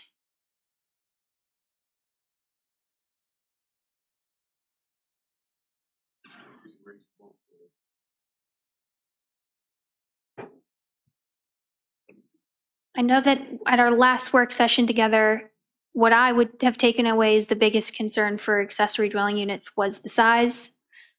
What does everyone else think about this, aside from the well and septic? I agree. Anyone disagree? No? Okay, so for attached, what we're proposing is that the finished floor area doesn't enlarge. So if you have a basement, you can use the basement. If you have an attic, you can use the attic. If you have a garage that's attached and you build on top of it, as long as it doesn't enlarge the original footprint of the house, that would be the size limit. Right, attached. As far as detached, to me, Kelly, what do you think? That would be, I'm sorry. in his example, if you have, I would treat that as a detached, but perhaps Heather and I'm Kelly. sorry, what was the question? Detached garage, existing detached garage, what would the accessory dwelling on top of that be? We would consider that a detached accessory dwelling. So that can't be more than 35% of the existing garage? Of the existing principal dwelling. Okay. But chances are, I mean, I guess it would just depend on how big your principal dwelling is, how big your garage is, how much cash you have to fork over on what you ultimately end up building over that garage. And just one correction, so the accessory dwelling shall not exceed the existing finished square footage of the primary dwelling's first floor footprint. That's not to say that someone could not build an addition onto the house that would expand the unit. Right, it just, if it's 2,000 square feet, you couldn't build 2,001 square feet additional. Under current, right now, if I remember correctly, and things have changed a little bit since I've fooled with any of this, but you want to put an addition on a house, it's got to do with you meeting your setbacks and percentage of lot covered. Is that part of it here in this county? Not currently. Okay, so I can put an Of course, you addition. have stormwater regulations. I'm not sure that those are. Yeah, you got to meet some of these other regulations, and obviously, if you put a bedroom in it, you got to be able to meet the perk conditions or whatever you got to do for the health department. But I mean, I don't think you can do what you're talking about. You can't say, I'm going to attach an auxiliary dwelling onto my house and I'm going to limit its square footage, because all you'll have is people asking to build an addition on their house and put an exterior door on it. So I don't. This wouldn't negate your setback or other requirements by having No. this use. But so like I said, I got a 1 acre lot right now. I've got a lot of, I could put a pretty sizable addition onto my house right now, more than 800 feet. Okay. And still meet all the setback requirements. For sure. So the But- other part is because you currently have a detached garage, that setback is only 3 feet from the sides and rear. So if you now take a detached garage and put a living space above it, what is the setback and can it be met if it's already constructed? The setbacks will follow the accessory structure. Okay. I will say, I can't remember what use we say it in. I want to say it's one of the solars. And we have a provision in there that regardless of whether it's an accessory use or the principal use, it matches the principal setbacks of that district. Something similar could be put here, that even with it being an accessory structure, it conforms to principal dwelling setbacks. I don't know if that's appropriate for every lot. I guess I just have concerns that when people build those detached garages, they don't always plan to put a living unit, and so they put it closer than what a primary dwelling would be, and it kind of puts us back in a jam. Yeah. So currently, it states that the accessory dwelling shall comply with the dimensional standards that apply to that district in which it is located, including height and setbacks. So if it was attached to the principal structure, it would be part of the principal structure setback. If it was part of an accessory structure, it would be the accessory structure setback. I think that's fair. You know, if you're going to put a living unit above a garage, you got to now meet the setback required for your primary living structure. So She said the opposite. opposite. As currently written, however, it's a valid point that's not considered in this. So if I we can live with the idea that I can put a garage up to 3 feet of my property line, but now I can't build an auxiliary dwelling above it. If I've got a garage that's meeting the setbacks for a house, I can build an auxiliary dwelling above it. I can do that. I think that makes reasonable sense because you got light, you got people, you got people moving employees, about. you got stuff going on, you know? I'm making this really complicated, aren't I? I didn't mean to open another. So I'm hearing a suggestion that we should require that a detached accessory dwelling unit be required to meet the principal structure setback. Yes. Is there agreement for that? I agree. Okay. And I'm fine with smaller lots, and I know Mr. DeCorda would disagree with me on this one, but you know, on smaller lots of less than an acre or less than 2 acres, no detached auxiliary units. That gets to the overcrowding spatially.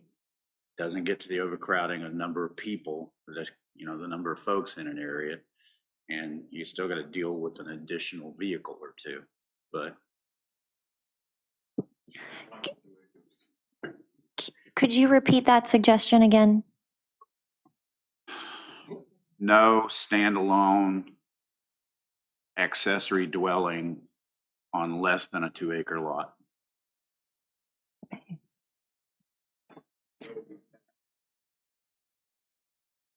So this would be a standard that would apply to the residential and planned districts, or you're suggesting reducing the agricultural from 5 acres?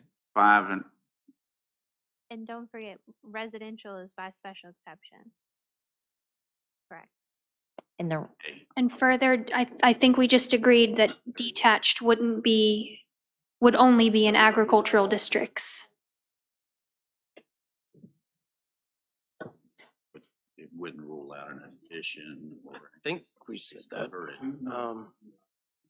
So, gentlemen, did we say we wanted to be detached only in agricultural? Is that what we were saying?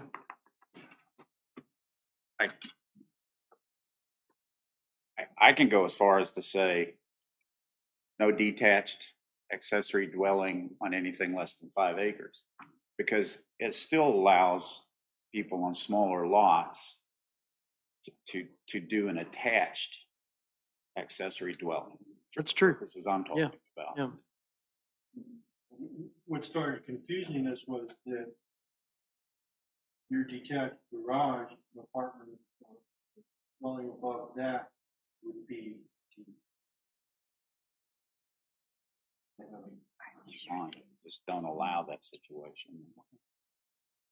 Like I said, this is to get us started allowing these units. If ever we come back and say that it's a horrible idea, it can be changed, or you can do a special exception.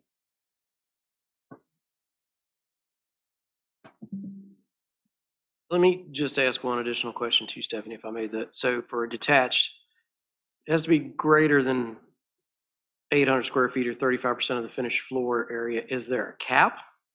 For the detached? Yeah. Or the attached? For the detached. There is no.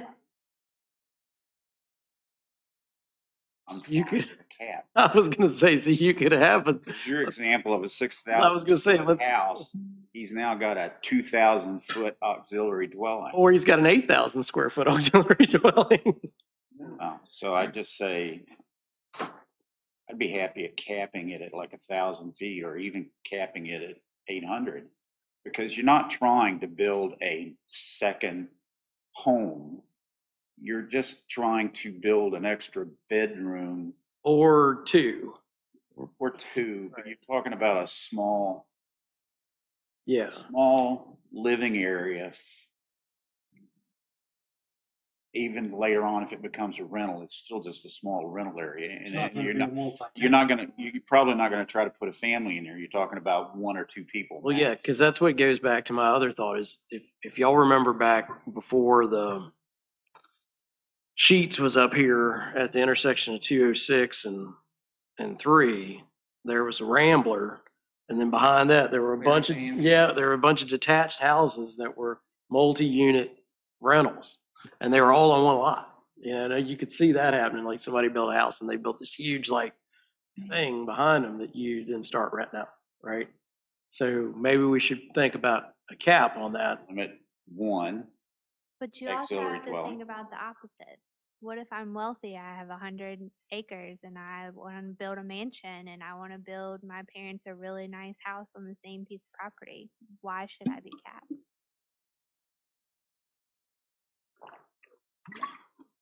Because I can't subdivide because I'm on a private road. So I can't divide it. But I've got a big, beautiful piece of 100 acres and I can only have an 800 square foot house. Well, I'm not saying cap it at 800 square feet. Let's say cap it at 50% of the footprint of the main house or something like that, right? well, we've got 35% right now. Is that the cap or is that the smallest it can be? That's what I was wondering too. Yeah. The cap is either 800 square feet or 35% of the finished floor area. Great, okay, I was reading. It's the greater of All right. those Sorry two. about So the if you wanted a maximum cap Gotcha, of okay. 1,200 square feet, which we do see, some communities do have an overall cap Okay. as well. Sorry, scratch that. I'll give you the last 5 minutes back. Sorry. So the way it's written, like with Heather's example, if you had a 10,000 square foot house on 100 acres, you could build a 3,500 square foot ADU. Okay. Correct. The way that it's written now, correct. Thank you for the round math. Wow. All right. So is there interest in a set cap across the board? I think that's fine. I mean, I think that speaks to, for me, it scratches my itch, so we're okay. Was there anything left unfinished for the attached dwelling size? We settled with that? All right, and that's all we had tonight, right? That's all. We can go home now. All right. Just kidding. So to summarize, we're keeping lot size at 5 acres for for development standards in the A districts. We are not doing a maximum cap other than what we currently have. And we're allowing detached units only in the A district. And all units will be required to meet principal building setbacks. I like that. Okay. We cool? Anything else we didn't get to with accessory dwellings? I mean, most of our residential stuff is an acre or smaller, right? I'm just making sure. Yes, most of our residentially zoned is an acre or less. And then I'd say the bulk of what we've have now is residential is a quarter acre or a third acre, right? Mhm. Yeah. At that point, I think you're just pushing it, you know? Okay, are we ready for home occupations? It's another big one. Okay. I got one tilt of the soda, so I'm moving on. Okay, first up is home occupation class A, and these are in a row. So if you want to flip to section 738. And the idea behind the home occupations is they build on one another and they increase in intensity. So A and B are similar. C is what we discussed at the last work session. It is not something that we typically do at the Berkeley group, but something that came up as maybe a need here in King George. And that's to allow a use that maybe wouldn't need as much regulation or discretion because it's tucked away from neighbors, it's on a larger lot, maybe less seen and heard than others. So for home occupation class A, this is permitted by right in the agricultural districts, residential districts, C2, and the MU districts. Right now, we have a cap at a maximum of 500 square feet or 30% of the principal dwelling, maximum of 1 additional employee. So that means if you have a home occupation in your home, you work there full time, you can have up to 1 additional employee come in part-time or full-time. That's something that's carried over from your current ordinance. We've added something that allows customers by appointment only, a maximum of 5 per day and 2 at a time. There should be no change to the exterior dwelling. We have allowed no bulk delivery or storage, no outdoor storage, as well as 1 minor sign. This isn't working. Bear with me. I want to say that this is the high points for, thank you. For A, what would be best for you all? Do you want to tackle one at a time, or do you want to see the differences between A and B? You want to see B? Okay. So Class B is permitted as a special exception in the agricultural and residential districts and still by right in your commercial and your MU. And I just want to give everybody a reminder, the reason at the last work session that we decided to allow these home occupations in the commercial is because of the large amount of non-conforming dwellings that you all have. That was the consideration there. This one increases a little bit in the maximum size, 500 square feet or 40% of the dwelling. An additional employee is allowed for Class B, so you can now have 2 employees that do not live in the home, maximum of 10 customers a day. So that's a five customer increase from A. Still no change in the exterior dwelling, so no signs there's a business or a commercial operation happening, no outdoor storage, no bulk delivery. This one could also have 1 minor sign.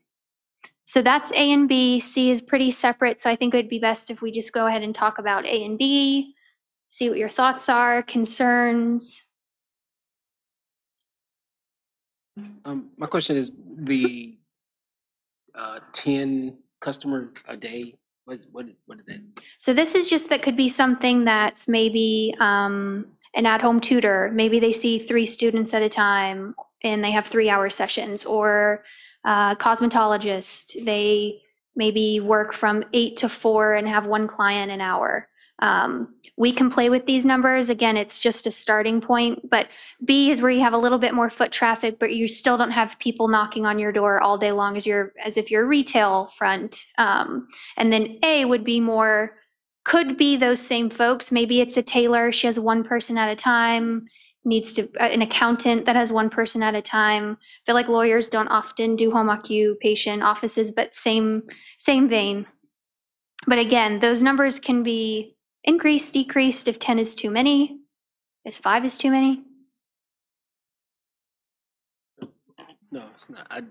I just was wondering where the number came from. No, thank you. Yeah, I guess the question might be, does it come from experience or are we just guessing? Well, it's our best guess. I will put best in front of it. So this is something that, again, we see throughout the localities we work with. I want to say those might be the regulations at home in Roanoke, but every starting point is different. So we can certainly change it, but it's our best starting point that we see typically at the Berkeley Group. We've had them go up and down. One thing I'll just add to that is that what we are starting to see is some localities had required a special exception. Anytime a customer comes to the home, and we're starting to see some of that roll back to be a little more flexible for the piano teacher or the, hairdresser that has that in home, and sees, 5 to 10 customers daily. And to recap, I think this is something that staff kind of have requested, because with our current ordinance, a home occupation has no one coming to the house, no signage, no foot traffic, and only 1 person outside the home to come to the house. And that there's really no in between for that person versus a commercial space. So it doesn't promote for small businesses, a hairstylist that wants to see 1 or 2 clients a day, things of that nature. So thought that might be helpful. I have no problems with either of these. Anyone? Good. Yeah. Okay. See how the public reacts. Your question. What was it? That's just it's this sort of the same premise of only 1 small sign and no exterior change, just to make sure that that home doesn't suddenly become mostly business and 1 little cot in the back in the closet or something. That's a dramatic example, but that's just another provision to sort of help contain the use to not be more commercial than it is residential. 2,000 square foot. Right. I think woodworkers and. So to that point, I mean, of course, we'll have to, if we don't have it right, if we don't have the language just right, we can work on it. But what you're getting at may fall into home occupation Class C, which is something we've done fresh and new for you all. That's for those businesses, again, like Heather brought up last at our work session. Maybe that is who they are, but they're on an agricultural lot. They have no neighbors. They're not close to anyone. They're not doing anybody any harm. Maybe they'd have a few extra vehicles on site or a few extra customers. So we could play around with the language about who falls into where. But those folks that have a little bit more traffic and a little bit more presence, if you will, are what we have hopefully crafted to be home occupation Class C.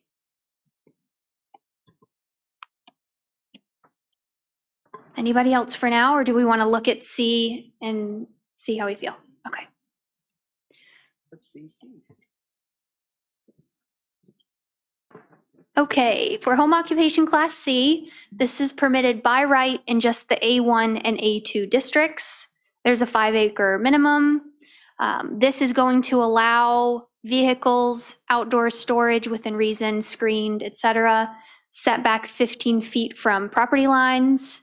Again, outdoor storage must be screened. Maximum employees, customers, how many vehicles you can have. That is based on the lot size. So you have it in front of you as well, and it may be a bit more legible on your screens directly in front of you or up here. So what we've suggested is to break it down into 3 tiers, 5 to 10 acres, 11 to 49 acres, and then if you have 50 or more. Again, if these aren't the right thresholds, we can kind of play around with these. So for 5 to 10 acres, your max employees would be 4. The maximum amount of customers you can have is 10. Vehicles on site, this would maybe be an electrical company or a plumbing company that has on-site vehicles that their workers use throughout the day. Heavy equipment, tractors, those sorts of things, 1 permitted. For lot sizes 11 to 49 acres, we increase a little bit, up to 6 employees, stays at 10 customers, 4 business-related vehicles, and then we bump up on the heavy equipment there, and then following suit with 50 acres or more.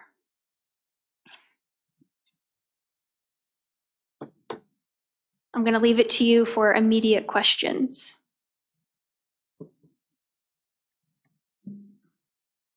I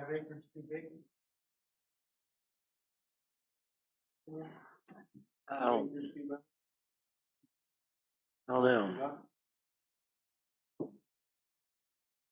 We've got a number of these operating now anyway, Heather, right? I mean, we really. We do. Those that we have received complaints about are starting large trucks up early in the morning, causes noise. The way that it's kept, it's not always aesthetically pleasing. So that's, I think, where some of those standards come into play. And then there's others that have been doing this for years and no one's ever complained because they keep it nice and clean and they don't bother their neighbors.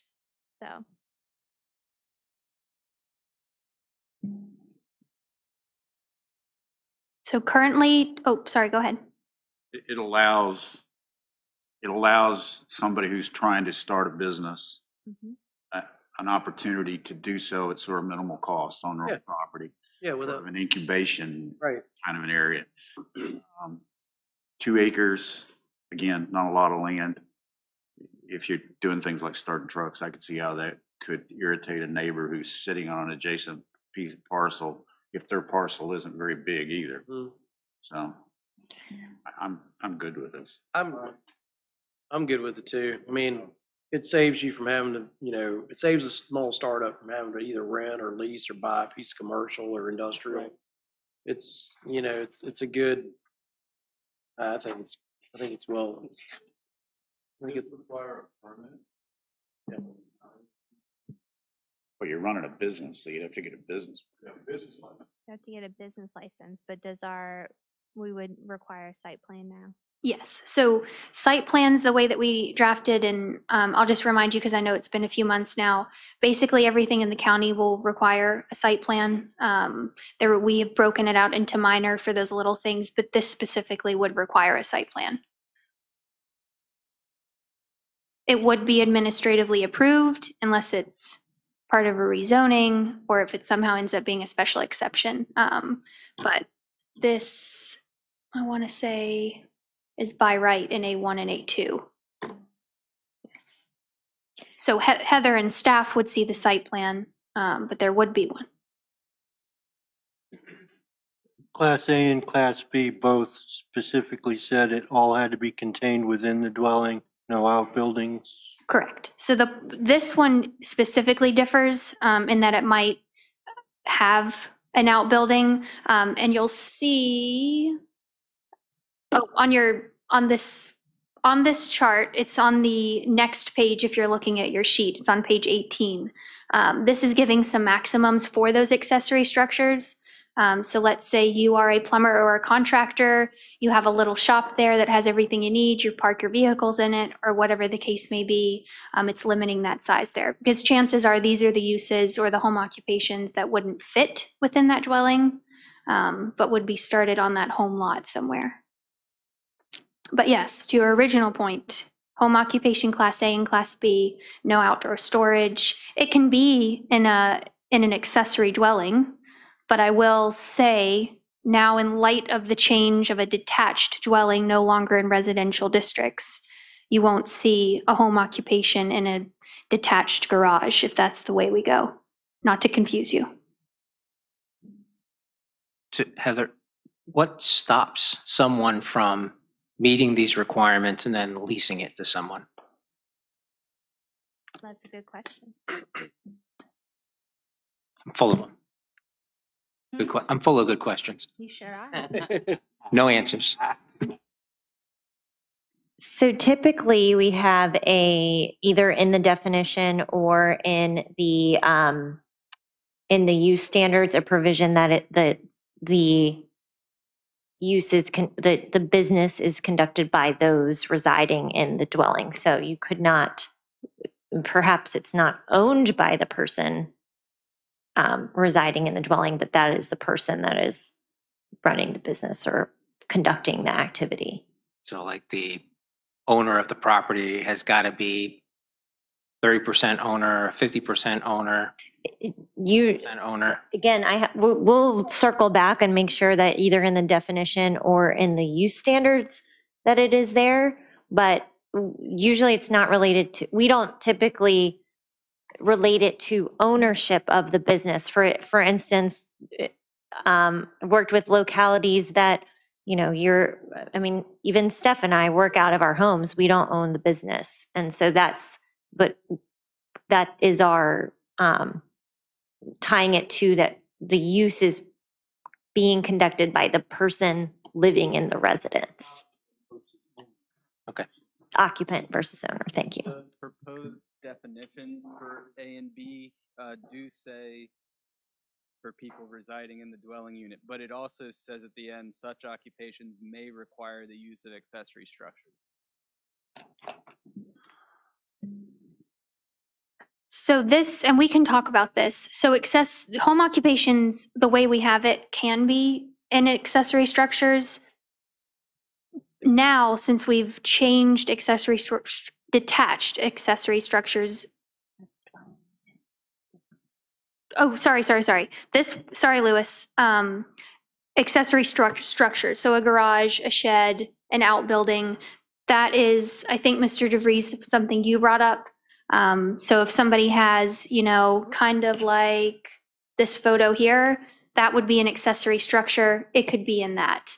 If somebody has a little piano studio and they have a detached garage, it could be in that detached garage.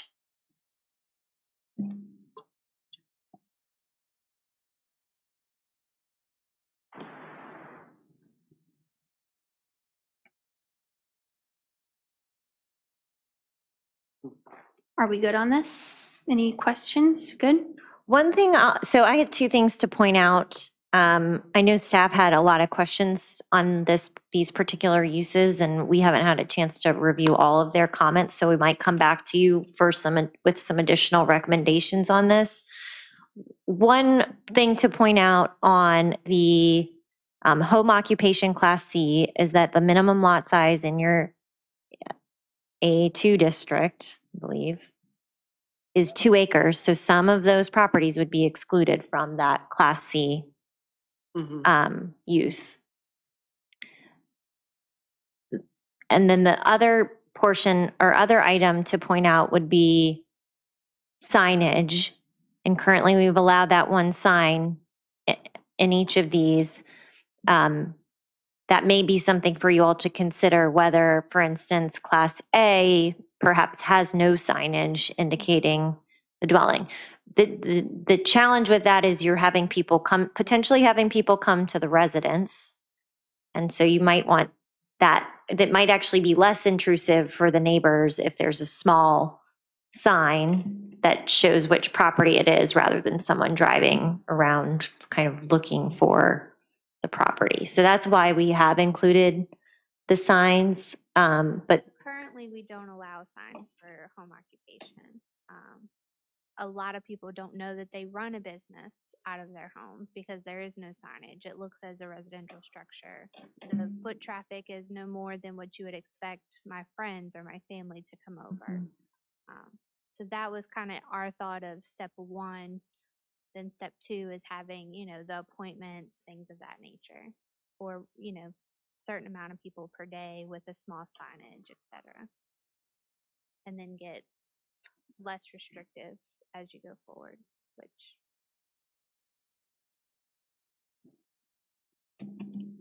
just these are things for you to consider as you delve deeper into your review and think about these things. Just one note on accessory structure, lot size. House square foot.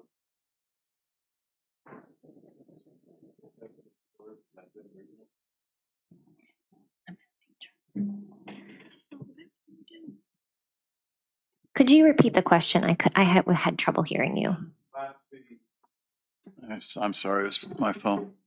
Class C, the 5 to 10 acre lot size, accessory structure, currently it's not permitted.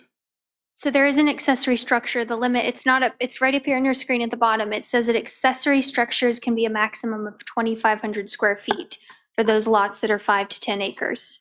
When you said 1,000, do you want to lower it a little bit? No. Okay. That would Okay. be fine. Since we have those numbers, is everybody good with that? Okay, I see a thumbs up. Are we ready to move on here? Okay. So next up, we have your commercial outdoor recreation and entertainment use. This is going to be down in your commercial uses. It's section 7513.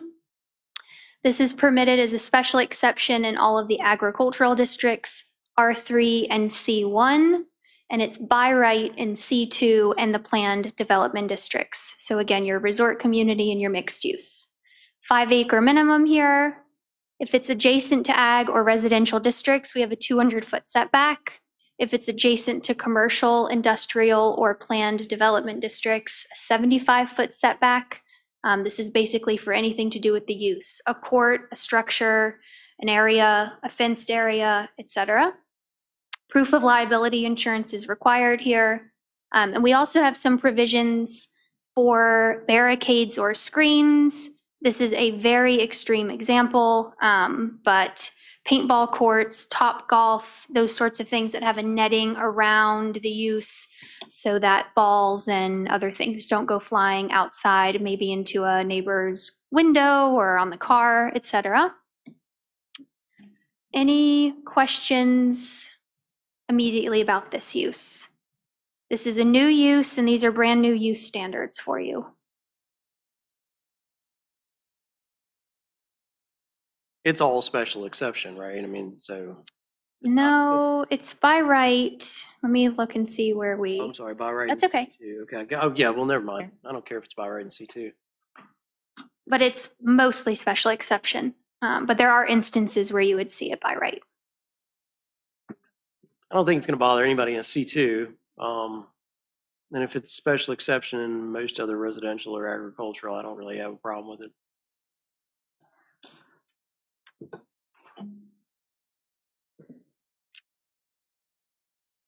How's everyone else feeling? Questions? I just want to say I like your flexible setbacks. Oh, good. I really do.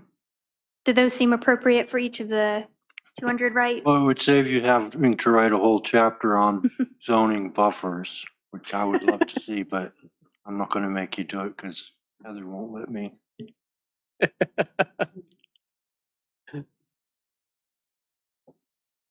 Okay. I'm feeling like there's no discussion to be had here. Are we good to move on? I don't want to rush anyone. It's the Coke bottle move. He's ready. He's spoken. Okay, there are some additional provisions in here that seemed a little minor. So as you're continuing your review and you look at this later, you'll want to look back at these, but these are some of the big ones that we thought you might want to talk over. So next up is the ever popular mobile restaurant. So for this one, as we discussed at the last work session, permitted by right in all districts. Noise, we have some noise in there. Right now, we have that it cannot exceed 50 decibels from 100 feet away. Based on the discussion tonight, if you all want to just refer back to the noise ordinance, we can do that. But just want to call out that we have that there now. You want me to keep going or? No, Okay. I hate those ice cream trucks that make those horrible. Noise. That's, those, I don't know if that's necessarily what we're worried about. Man, those things drive me crazy. But if you're a little You know what I kid, mean? if you're a little kid, you got to know far enough in advance to get money out of your parents. It just sounds creepy.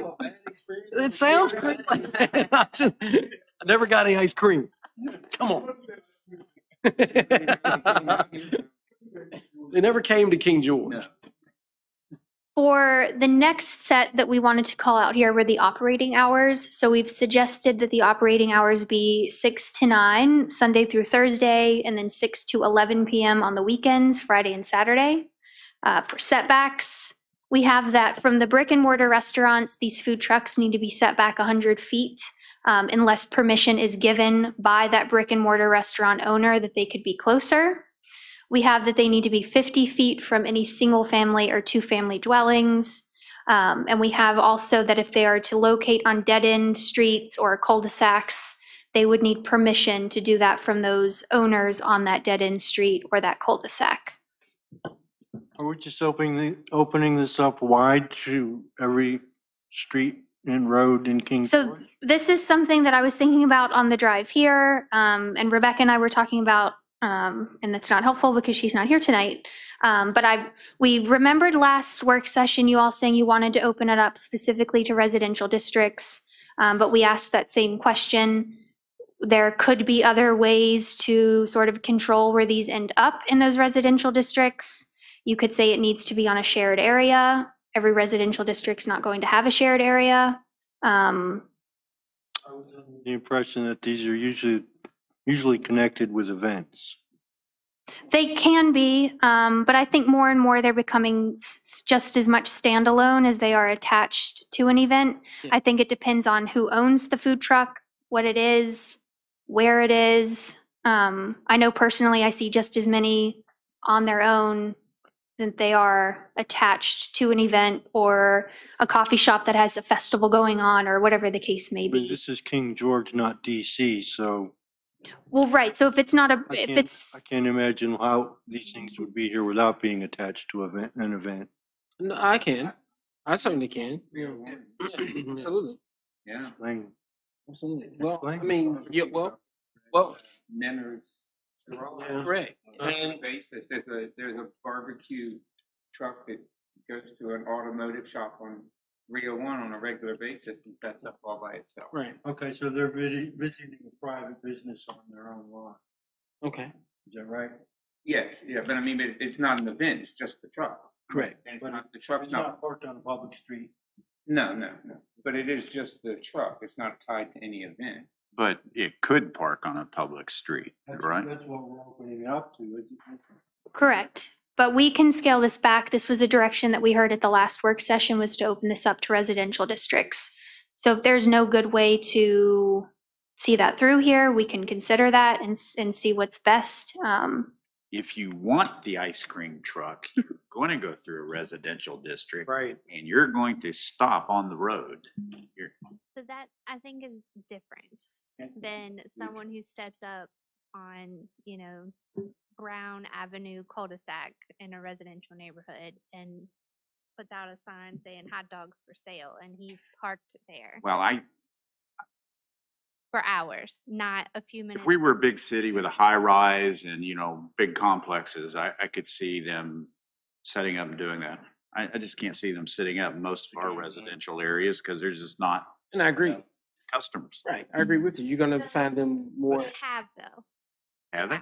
So we've had a lot of discussions over the years about food trucks, but most recently with COVID, a lot of food trucks were going to neighborhoods and setting up in cul-de-sacs or at a clubhouse or things of that nature. And things that we had talked about was, Hop Yard, for example, has a very big clubhouse with Yep. a very big parking area. There's no restaurants in that portion of the county. That's something you'd like to see. But on the flip side, do we want them set up in a cul-de-sac where we've received complaints from, foot traffic through my yard? I can't get home. Those are the kinds of complaints that we're receiving for those neighborhoods that don't have an open space that they could set up, but we're getting served by, Taco Tuesday truck or something of that nature. Can that be controlled by permitting, What? Yes. permitting process? So I think the conversation is, I think we've come to the realization that they're needed and they're here, but what level do we want to allow versus restrict? Where's that tipping point? I'm assuming VDOT, Other things I'm that we assuming talked about, VDOT has something to say about use on public streets, don't they? I would assume so too, which Mhm. I think we need to discuss as well. Yeah. The other part that we had talked about a lot is, making sure that they're not taken away from brick and mortar businesses. Do we want a food truck set out in front of El Charro selling tacos taken away from them because their overhead is a lot less than that? Is finding that balance as well. But, to Mr. Thorsted's comment is, breweries are coming into the county Right. and that you want people to eat when they're drinking.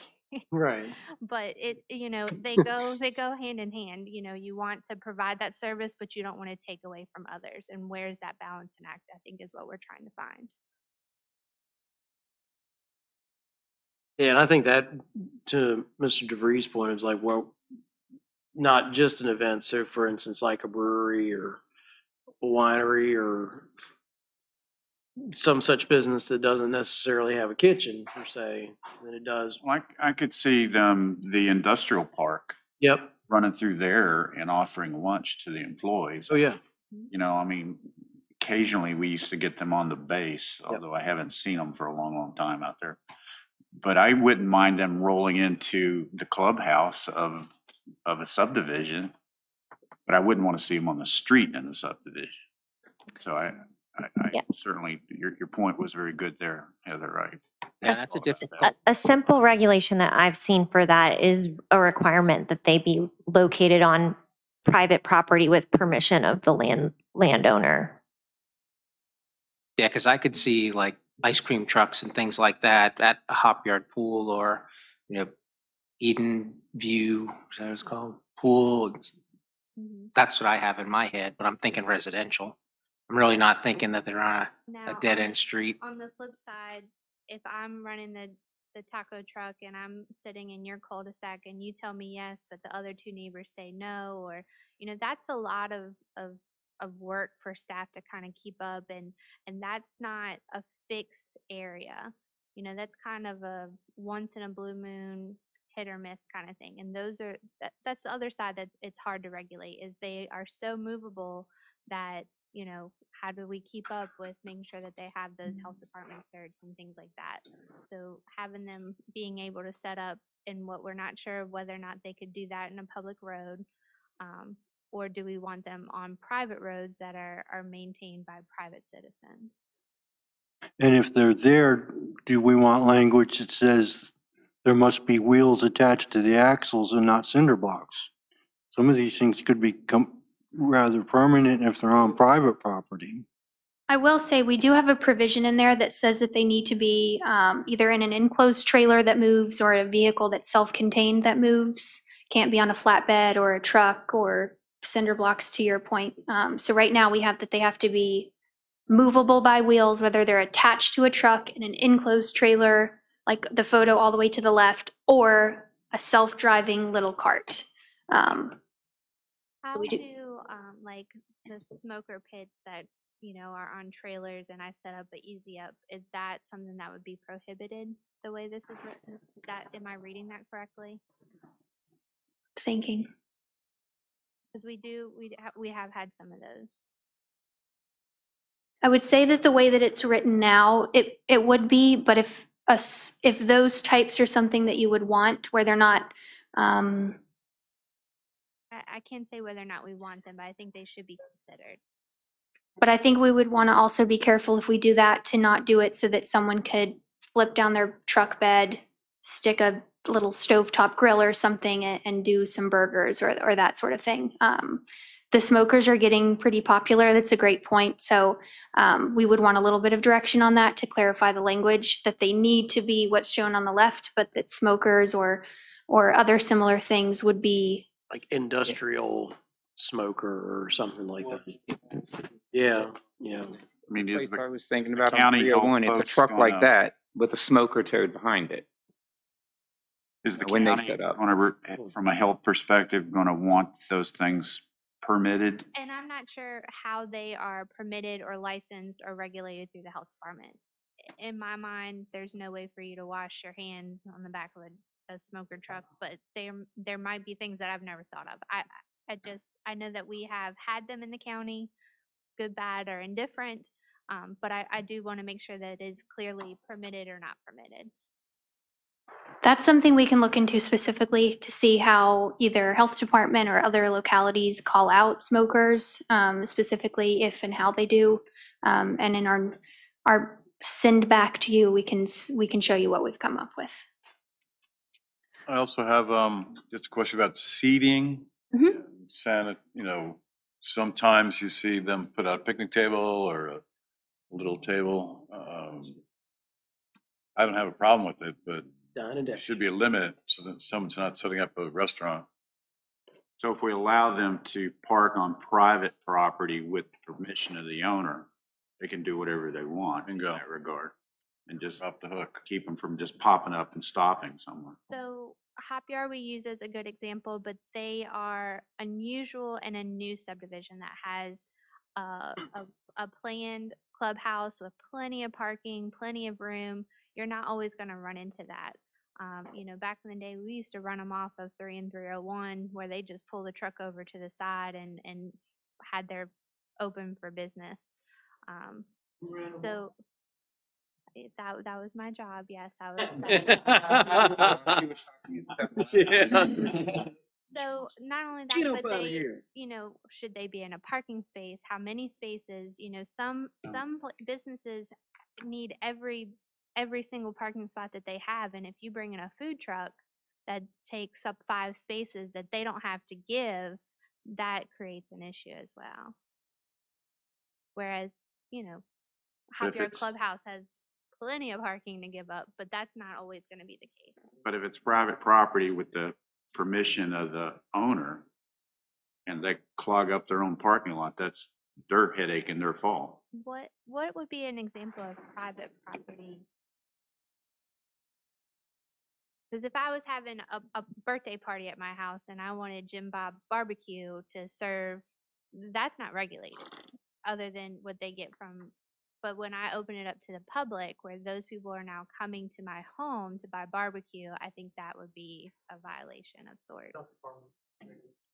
Right, Because I have one or two behind smokers. right.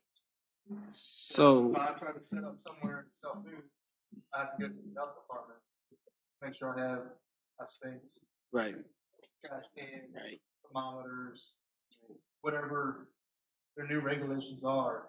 I have to make sure I have all that set up on the side of the road to sell. Supposed to. Might be people that don't do it. Well, I don't know that. You have to post a permit when you do you that? do, you do. But I haven't done it in King George. No, no, none of that. I mean, if you're talking about size of cookers, my cooker, it looks small, but I was going to put 25 8-pound pork shoulder on my cooker. It's not one of the great big giant ones, but it's. So, Mr. Watkins, you said this was a trailer. Do you bring in like the sinks and the trash cans and those things with you? If I had to, portable stuff. if I had to, they do make portable sinks and Okay. portable water Good coolers to know. that you can do that. But there again, if the health department comes there and it's not, you don't have the 3 compartment sinks and whatever they're asking for, they'll Right. shut you down and fine you and not screw out there doing it. If I cook now, it's out of my house and I deliver it to people. So Heather, my question would be, here recently, I've seen food trucks set up at Tractor Supply parking lot. Is that considered the private? Is that what you're alluding That to? is not private property. That is public property. That is a commercial business.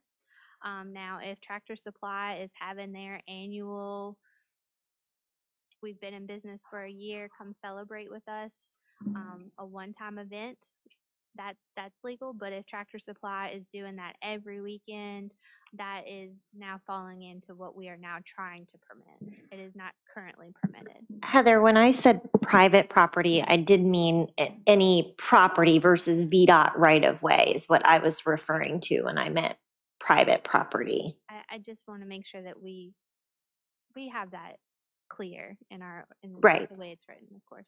No problem. Because when I think private property, I'm thinking private. It's not open to the public. Okay. Yeah. Because we have people who, they're selling dinners out of their homes, and people are coming to a residential private house to get a to-go box. That's not currently permitted, but like we've mentioned, we know these things are happening. We do them on a complaint basis, but they happen. Well, private property is any property held by a deed, so that would include Tractor Supply, that would include an individual residence, that would include a contractor. I mean, private property is. That's why I think we need to be specific. Yeah. But what I think there was agreement was that the idea is that is not when the discussion was centered around allowing this in a residential district, it was not the intent that it would be anywhere in the residential district on the sides of, within the right of way. So we're looking for a regulation that would allow these in common areas or House or. okay. We'll make that clarification. I could see some other examples, perhaps schools, churches. So we can, with that in mind, we can draft a change. And then Thank you. with the subdivisions for the common area, make sure they're not pulling over in a grassed common area, that it's, a parking area, something of that nature, I think should be considered as well. Any other thing on these mobile restaurants? No? I think we're good. Okay, we're to the last stretch, folks. All right, we're done. All right, we're going to talk about solar. We're going to do small, medium, and utility. These two, just like home occupations, kind of build on each other. They start small, get a little bigger. These are a little more cut and dry than maybe home occupations. Utility scale solar is pretty much known by most folks, but we'll talk about small and medium first. So this starts out on section 778. Small scale solar is permitted by right in all districts. It's a 1 megawatt maximum. This can either be used on site, so if you have it on your roof, you could go directly to your home to use the energy, or you can provide it to an electric co-op. Those are becoming more popular throughout the state. Height maximums, if it's ground mounted, are 15 feet. If it's roof mounted or otherwise attached to a building, it would need to conform with whatever the height maximums are for that district. Setbacks would comply with the district setbacks for principal structures. So this is that example where if you have an accessory small scale solar ground mounted, it operates maybe your fence, maybe you have a long driveway and it operates your driveway lights, just as two small examples. Those would still need to, that actual solar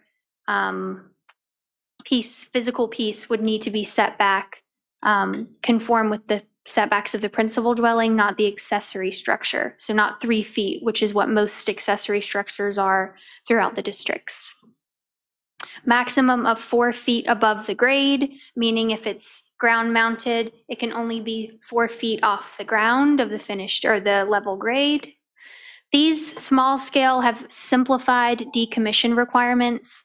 And what that means is medium and utility scale that are larger in size, perhaps larger in who they're serving, and have larger impacts potentially on the lot that it's on the land that it's on. Those require decommission and reclamation plans. What we've done here for small scale is that there's no official plan required at the time of application, but there is some language in there that says, hey, when you're done using this panel, when it's reached the end of its life, when you no longer want it, it needs to be properly removed. Everything needs to be removed together. Hazardous waste needs to be appropriately removed, those sorts of things. Any questions on small before we jump to medium? So 1 megawatt, what size are we talking about? Size can vary. Kelly, pipe up if you,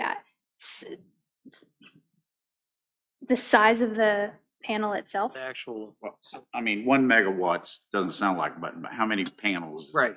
Well, I can give an example. So on my house, I have 36 panels. It covers the entire back roof, 36 kilowatts. So maybe 30 by 15. Okay, all right. That's 36 kilowatts. Right. So One you're talking a megawatt is megawatt, it's 100 quite large. kilowatts. Huge. Yeah, it's Yeah, quite large. that's a big, 100 houses. yeah. So I don't know. I mean, I'll defer to y'all. Is 1 megawatt too much for small scale, or? These are really common, so we do this throughout the state, and what we've proposed for you here is consistent with the best practices throughout the state. And if you would like a crosswalk on acreage to megawatts, we can give a range for that and do some follow-up material. I'm not sure that's hugely important to me. Might be interesting to know, but I don't have an issue with anything in the small or the medium write-up that you have, except for the landscaping. And you talk about screening, and it's the way you phrased it. Screening shall be provided for ground-mounted solar to block visibility of the panels and auxiliary equipment from adjacent properties. You're already 4 feet off the ground. Those panels are pretty good size, and the topography around here is not flat. So, you know, I can just see somebody reading this and saying, well, I can see it from my house, therefore you're not in compliance, you know, because you're never going to be able to totally block them. So I guess I'm just suggesting that you reword that so it's not so absolute. We can do that. We can provide a set standard of what the minimum tree height at planting would be and what could grow to. Something along those lines, because, you know, I can see some screening. So if it's adjacent to a residential area or even an agriculture area that has a house on it not that far away, that they don't have to look at it all day. But, you know, they go up to their second floor, they're going to see it whole, you know. I just don't want to hear the complaints. And here lately, I'm starting to get phone calls, and I don't like that. Not on this topic, but I went for a long time without being like you and called every day, but suddenly my number has gotten out there somehow. So I'm just trying to hit off a complaint. We can address that. Is that consistent with, do others support a change to be more specific in landscaping standards? Yeah, because I think that's going to drive calls to Heather, actually. So, and Lewis is going to have to go out there with his shears and trim them all up. All right, we'll work on that language. What about some other comments, questions about small scale? Anything you want to dive into? It's working like a charm. Okay, medium scale. So this one is a little bit larger.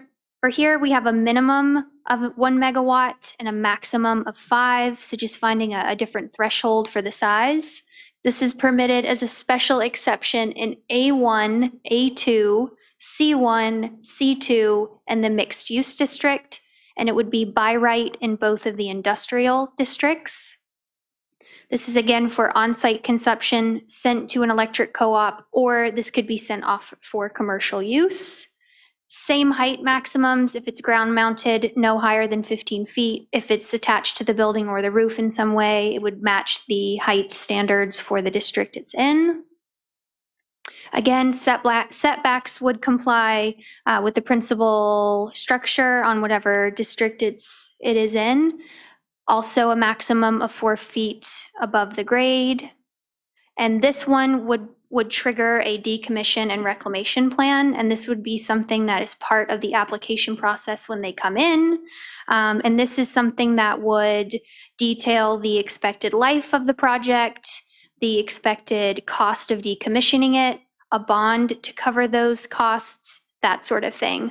It has a call for a deconstruction schedule, some provisions that say if the applicant gets to that point and they are not complying with the plan or removing it, that a third party can come in, those sorts of things. This one's a little more detailed than the small scale. Giving it to you. Immediate questions or concerns? Can you go back? Permitted special exception. So that's currently what we have, right? There's special exceptions and all those.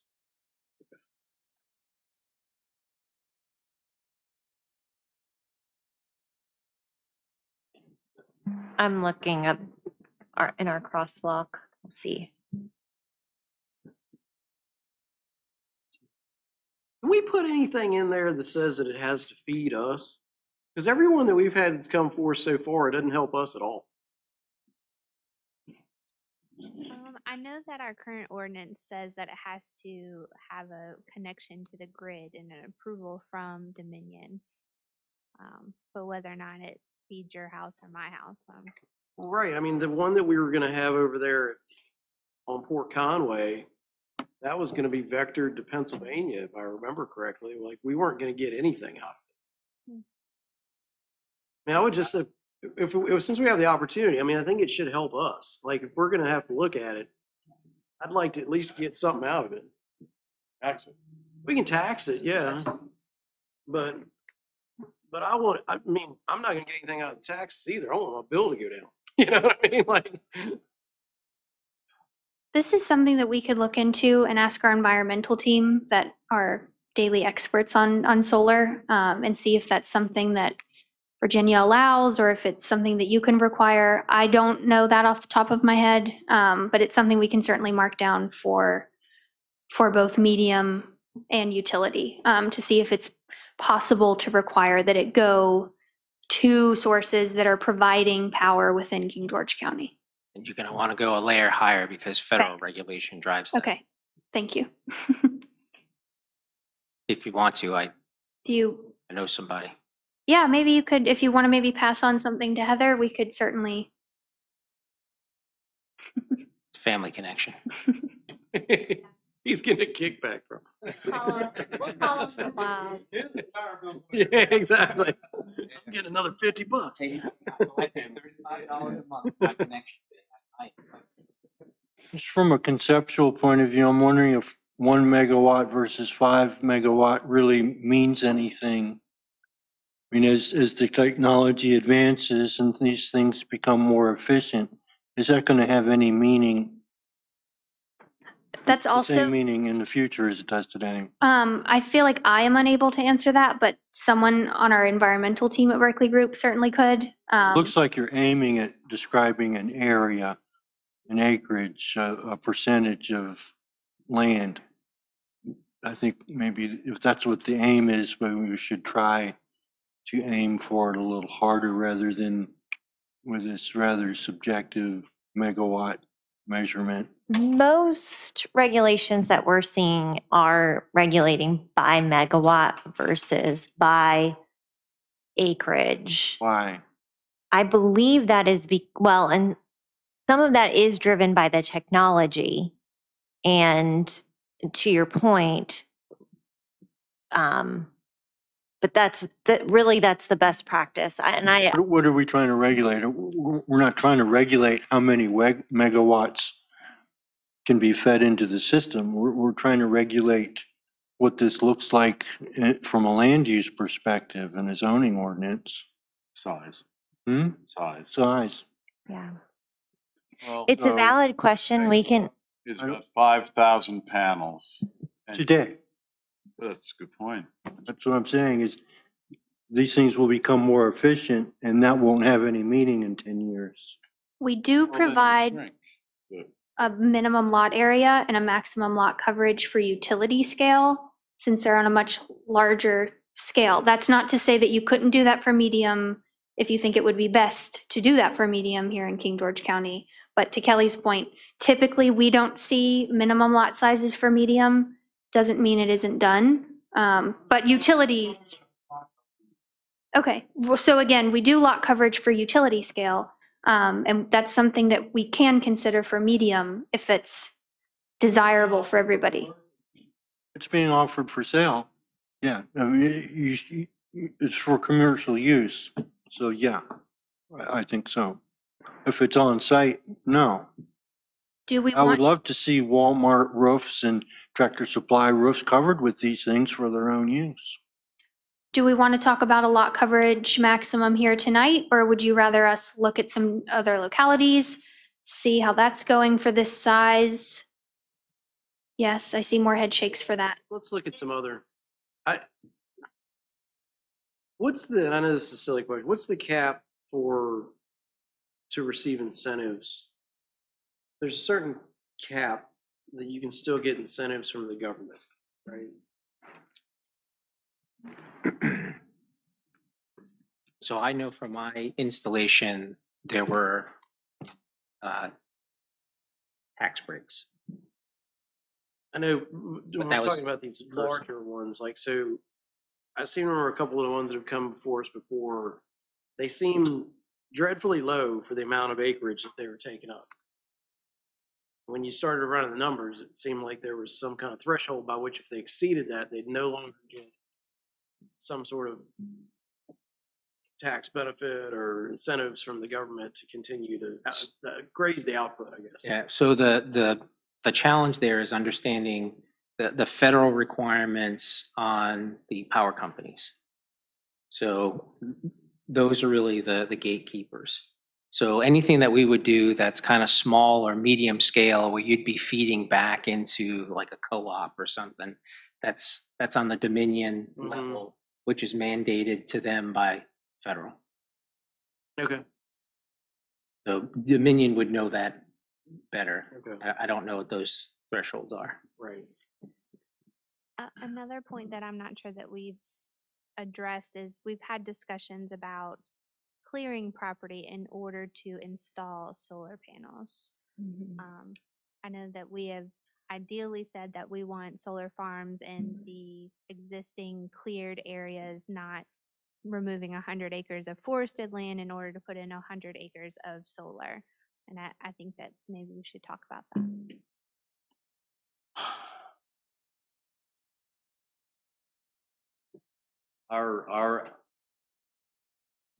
We only have about 10,000 acres of row croppable farmland in the county. Only about, well, really about 5,000. And if we're going to maintain the agricultural heritage, we're going to need flat land that's cleared dirt. So, on the other hand, removing that much vegetation is not good for the creek. No.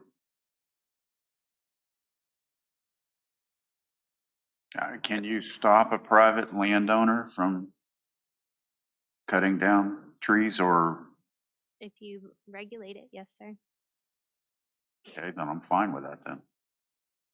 Yeah, I think start with if it's clear, it's clear, and see what kind of pushback you get.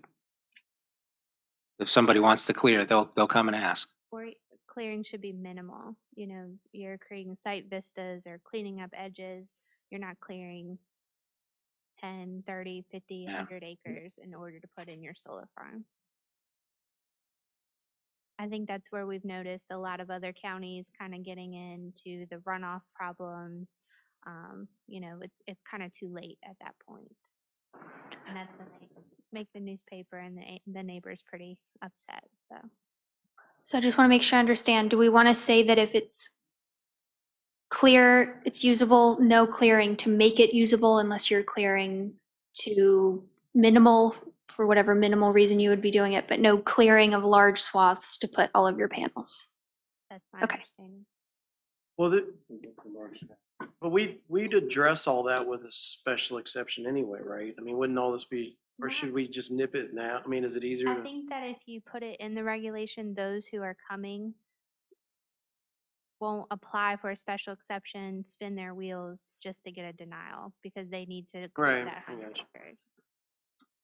You put it, because we talk about it in our comprehensive plan, and certainly when staff meets with someone who's looking for a special exception, we Right. advise them of that opinion, but we don't have a regulation to refer them to. No, I understand. No, that's. I think we're always better off if we've got something written down that we can turn to and say, this is why we're denying. You're right. My brain's just And then- shutting down slowly. With that special exception, you can make the decision of, is the clearing that they're proposed minimal and to the extent necessary versus the opposite?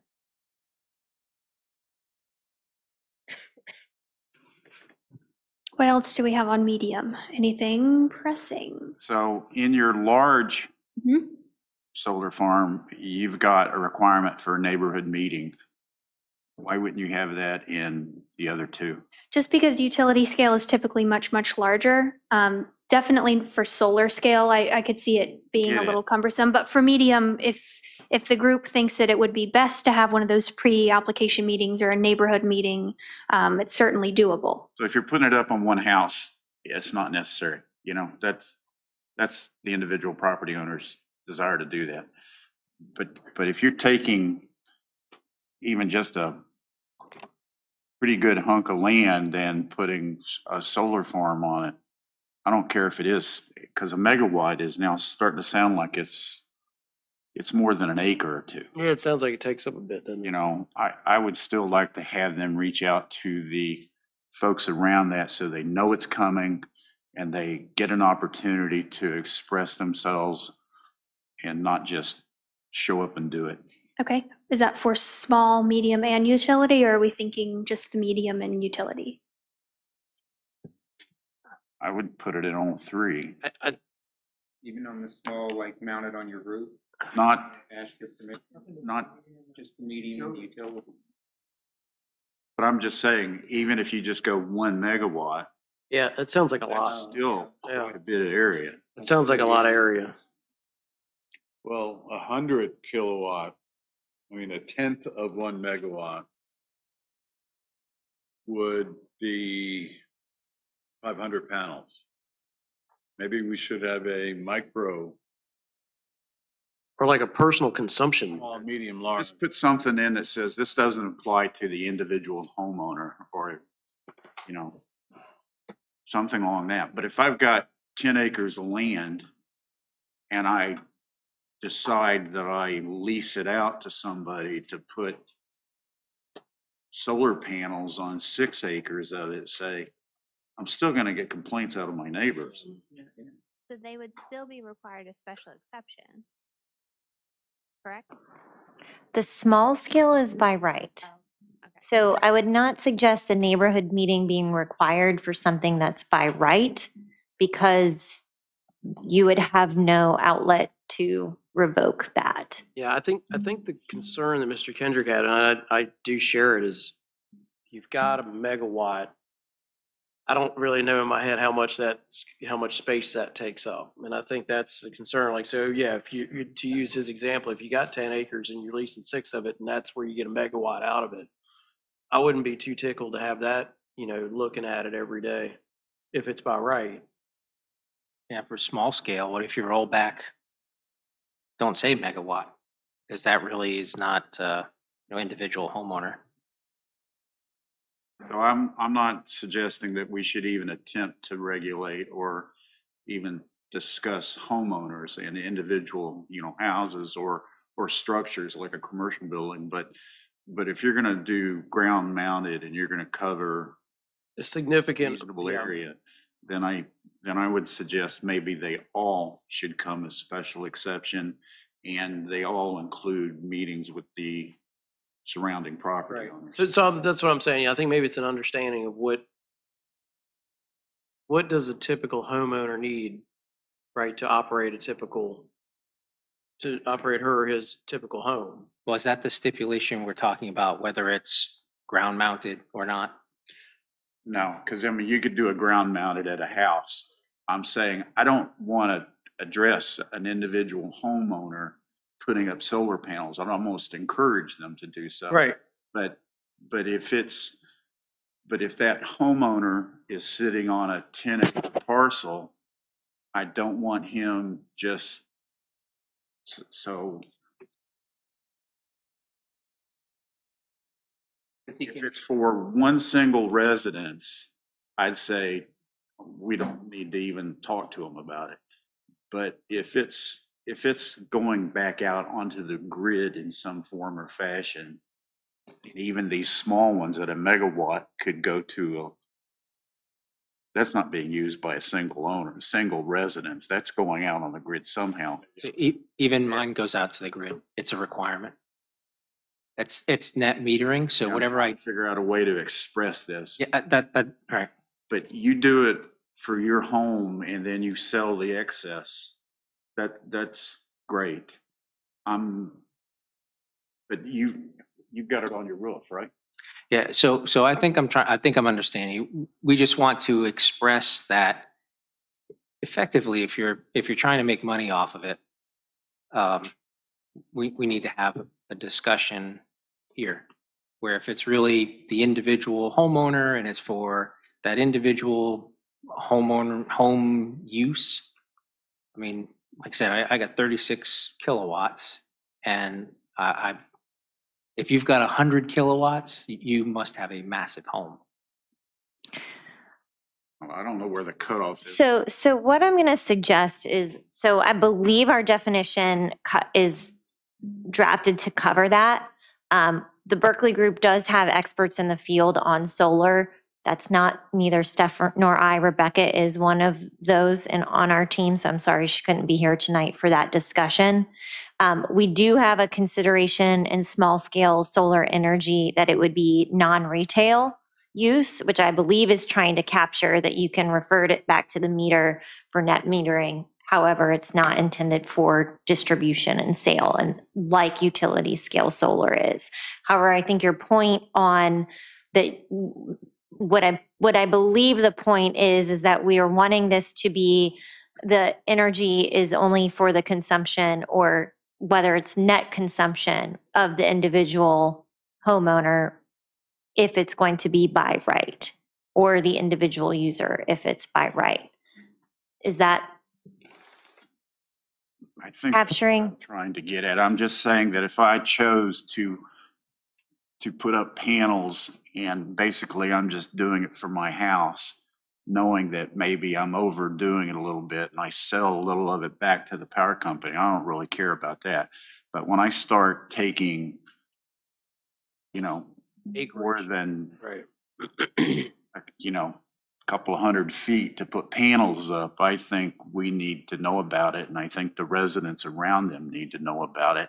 And that would give you the opportunity, by making it by exception, to look at how many trees are they cutting down, because you don't want to cut down 10 acres to put up a little one either. Is a site plan required even if it's by right?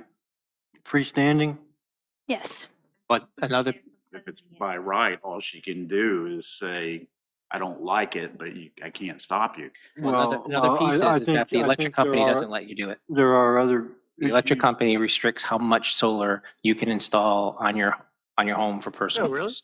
Yeah, you have to provide a year's worth of information on your use, and you're only allowed to install no more than 120% of your average use. All right. Well, maybe That's all. Yeah. Okay. Well, It's all there's governed by- another limiting factor here, though. I mean, the state now considers solar panels, freestanding solar panels is impervious area. So your site plan would kick in stormwater review. 2,500 square feet or more would require, yes, correct. But what, I'm So not that's sure another limiting factor to the about size. Mr. DeVries when we were discussing that one of the things that we would like to regulate is that they're not clearing hundreds of acres in order to put in hundreds of acres of solar farm. That it's counterproductive. That clearing should be to the minimal extent necessary for those large scales.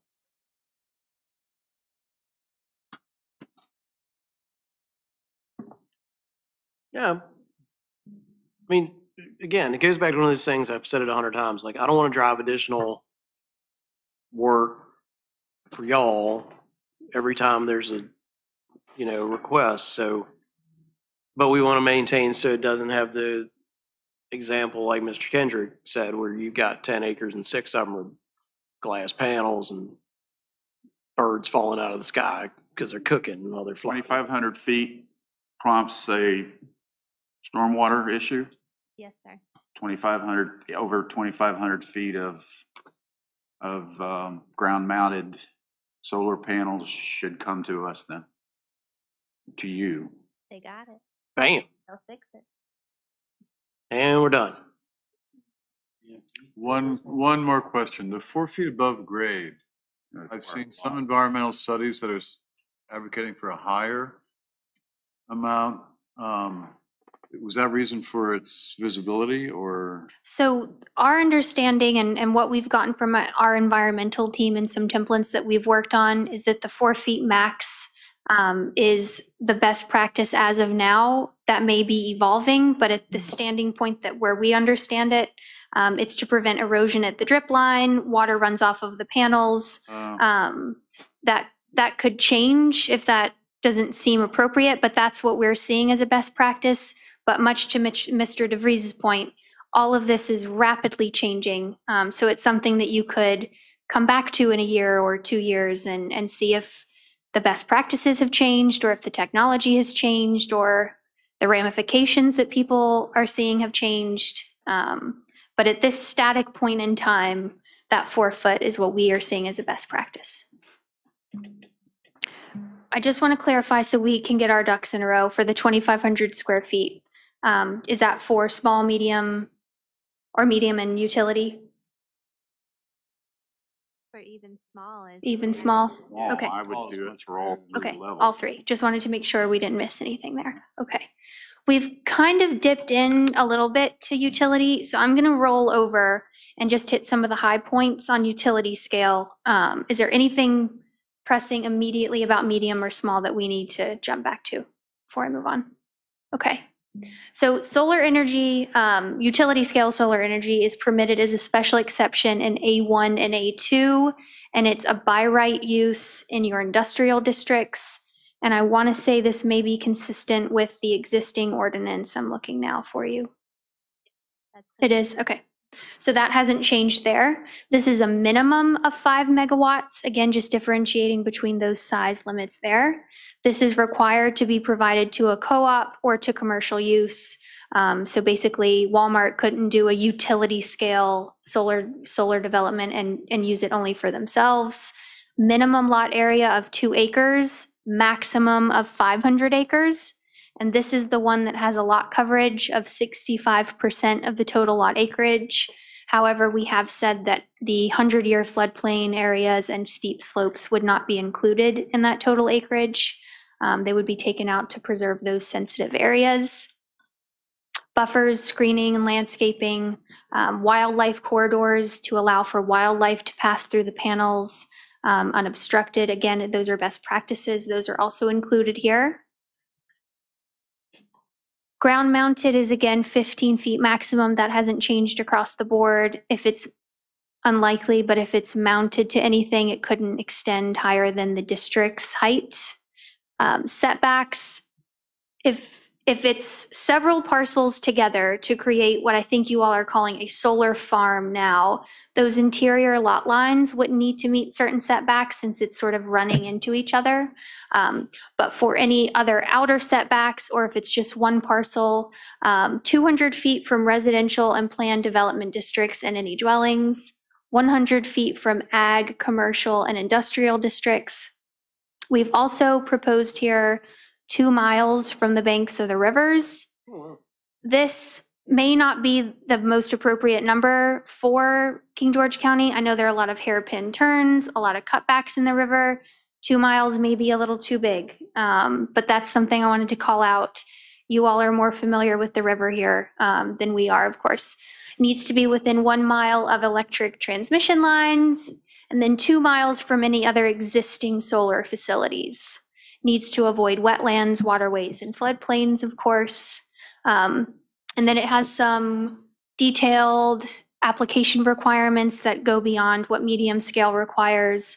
As we've already called out, neighborhood meeting, some other things such as siting agreements, narratives for the project, how it's contributing to the county, how it's not being a detriment to the county, site plan, of course, construction schedules, landscaping plans, grading plans, traffic studies, sort of all the moving parts that you would need to look at and see the bigger picture for these. Any questions? And I feel like it would probably be best, instead of trying to hit these at 3 hours in, what each of these entails is just to do that as part of your review as you keep going. But this is certainly the one that would be reviewed with a fine-tooth comb from many different fronts for many different things. You're going to address the clearing of the lot? We'll add that in. Mhm. So that will be added for all of them, small, medium, and large.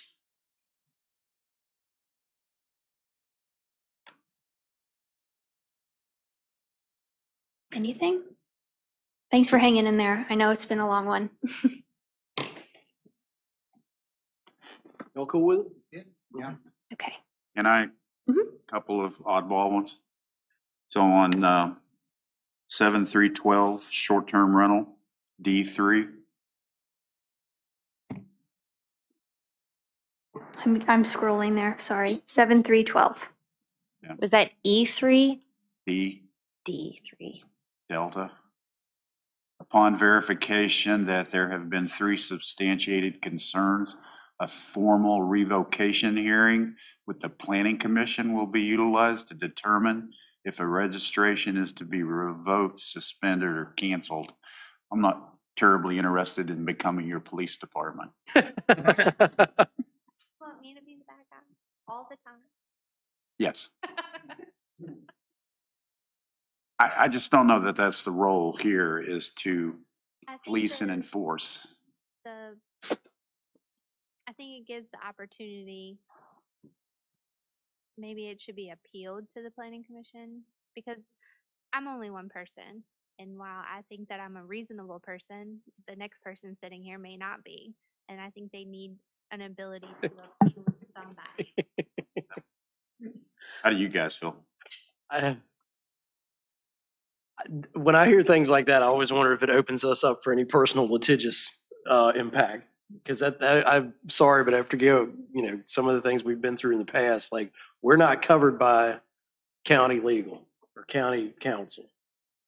So if there's anything like that that could potentially come back on us, either as individuals or what have you, that just always gets me a little bit So if it creeped doesn't out. come to you, it comes to the Board of Zoning Appeals, in which our Board of Zoning Appeals, I love them dearly. They are just not very active, and they don't meet every month like you guys do. So that's something to keep in mind as well. No, I don't care if they get sued. Okay.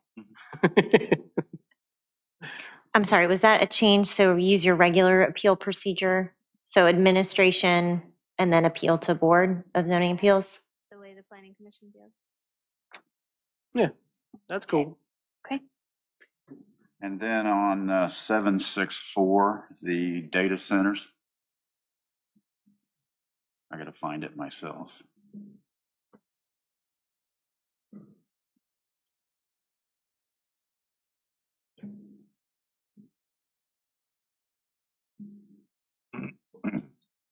So right in section A, it talks about getting water from, I haven't found it yet. Hang on a minute.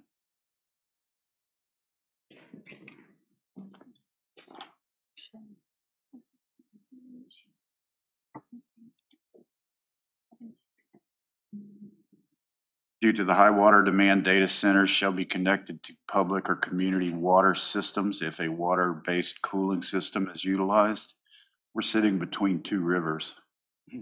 And I know that, like at the old power station, they had a dedicated line already running from the river to the power plant.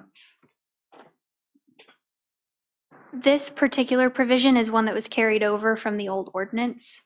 So if it doesn't seem like it was ever, So, for example, Birchwood has an existing, what we would consider a public water source. It is. What we look at it is we don't want a data center to come in and put in their own commercial well. That would be a heavy withdrawal from the aquifer.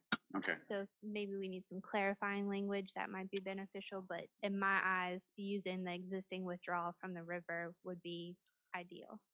Because it's there, it's current, it's not aquifer. Well, I know the Potomac's not Virginia's, so we probably don't really have access to it, but the Rappahannock is.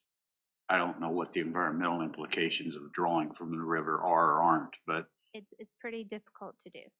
yeah. Which is why Birchwood has their little piece of gold right there. Yes. Yeah, okay, as long as it, I'm happy. So clarifying language that they would be prohibited from establishing a commercial well. Yes. We want them either on service authority or an existing water source. I'm any happy. more? I'm good. Thank you so much. 3 hours to the dot almost. Thank you.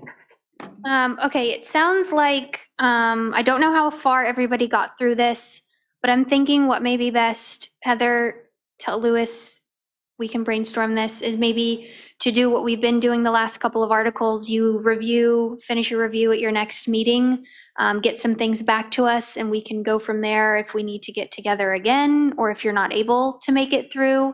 But sort of stick to what we've been doing, meet again on your own next month, see what review you can do, bring any comments or changes back to us. But if we need to do more than that, we can maybe just touch base on that. I just want you to get fully through your review to see how you feel with it, if that's doable. Okay, perfect. That's the last thing I'll say tonight. Thank you all. Thank you all. Thanks for coming down. Thanks for having us. Welcome. Nice meeting you, Kelly. Come back again. Thank you for having me. Want us to start at 5 next time? Oh, we've still got another meeting for still going on, right? So, okay. All right, new business. Next item on the agenda is new business. I don't think there's any new business. Next item is the director's report. So I don't have a formal report, but I do want to let you know that we will be holding a special public hearing on August 17th at 6 o'clock here in the boardroom. It will be advertised soon. Also, a reminder that your CIP rankings were due today. Oh, crap. So those of you who have not done it, please get it to me as soon as possible so I can provide a good average for your August regular plan. Can I run it by like tomorrow or something? Yes.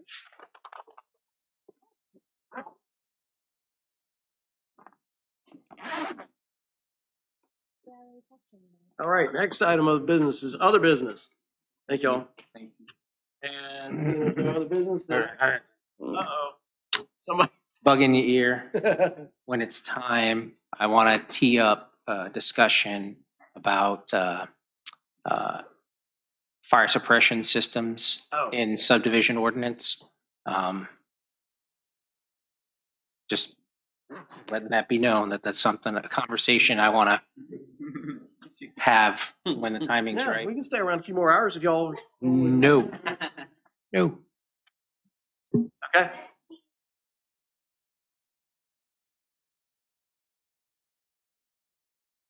Thank you. I noticed. All right, next item is everyone's favorite, adjournment. And we need a motion to adjourn. So moved. Oh, we got two motions. Motions are made, seconded. All in favor? All right, thank y'all.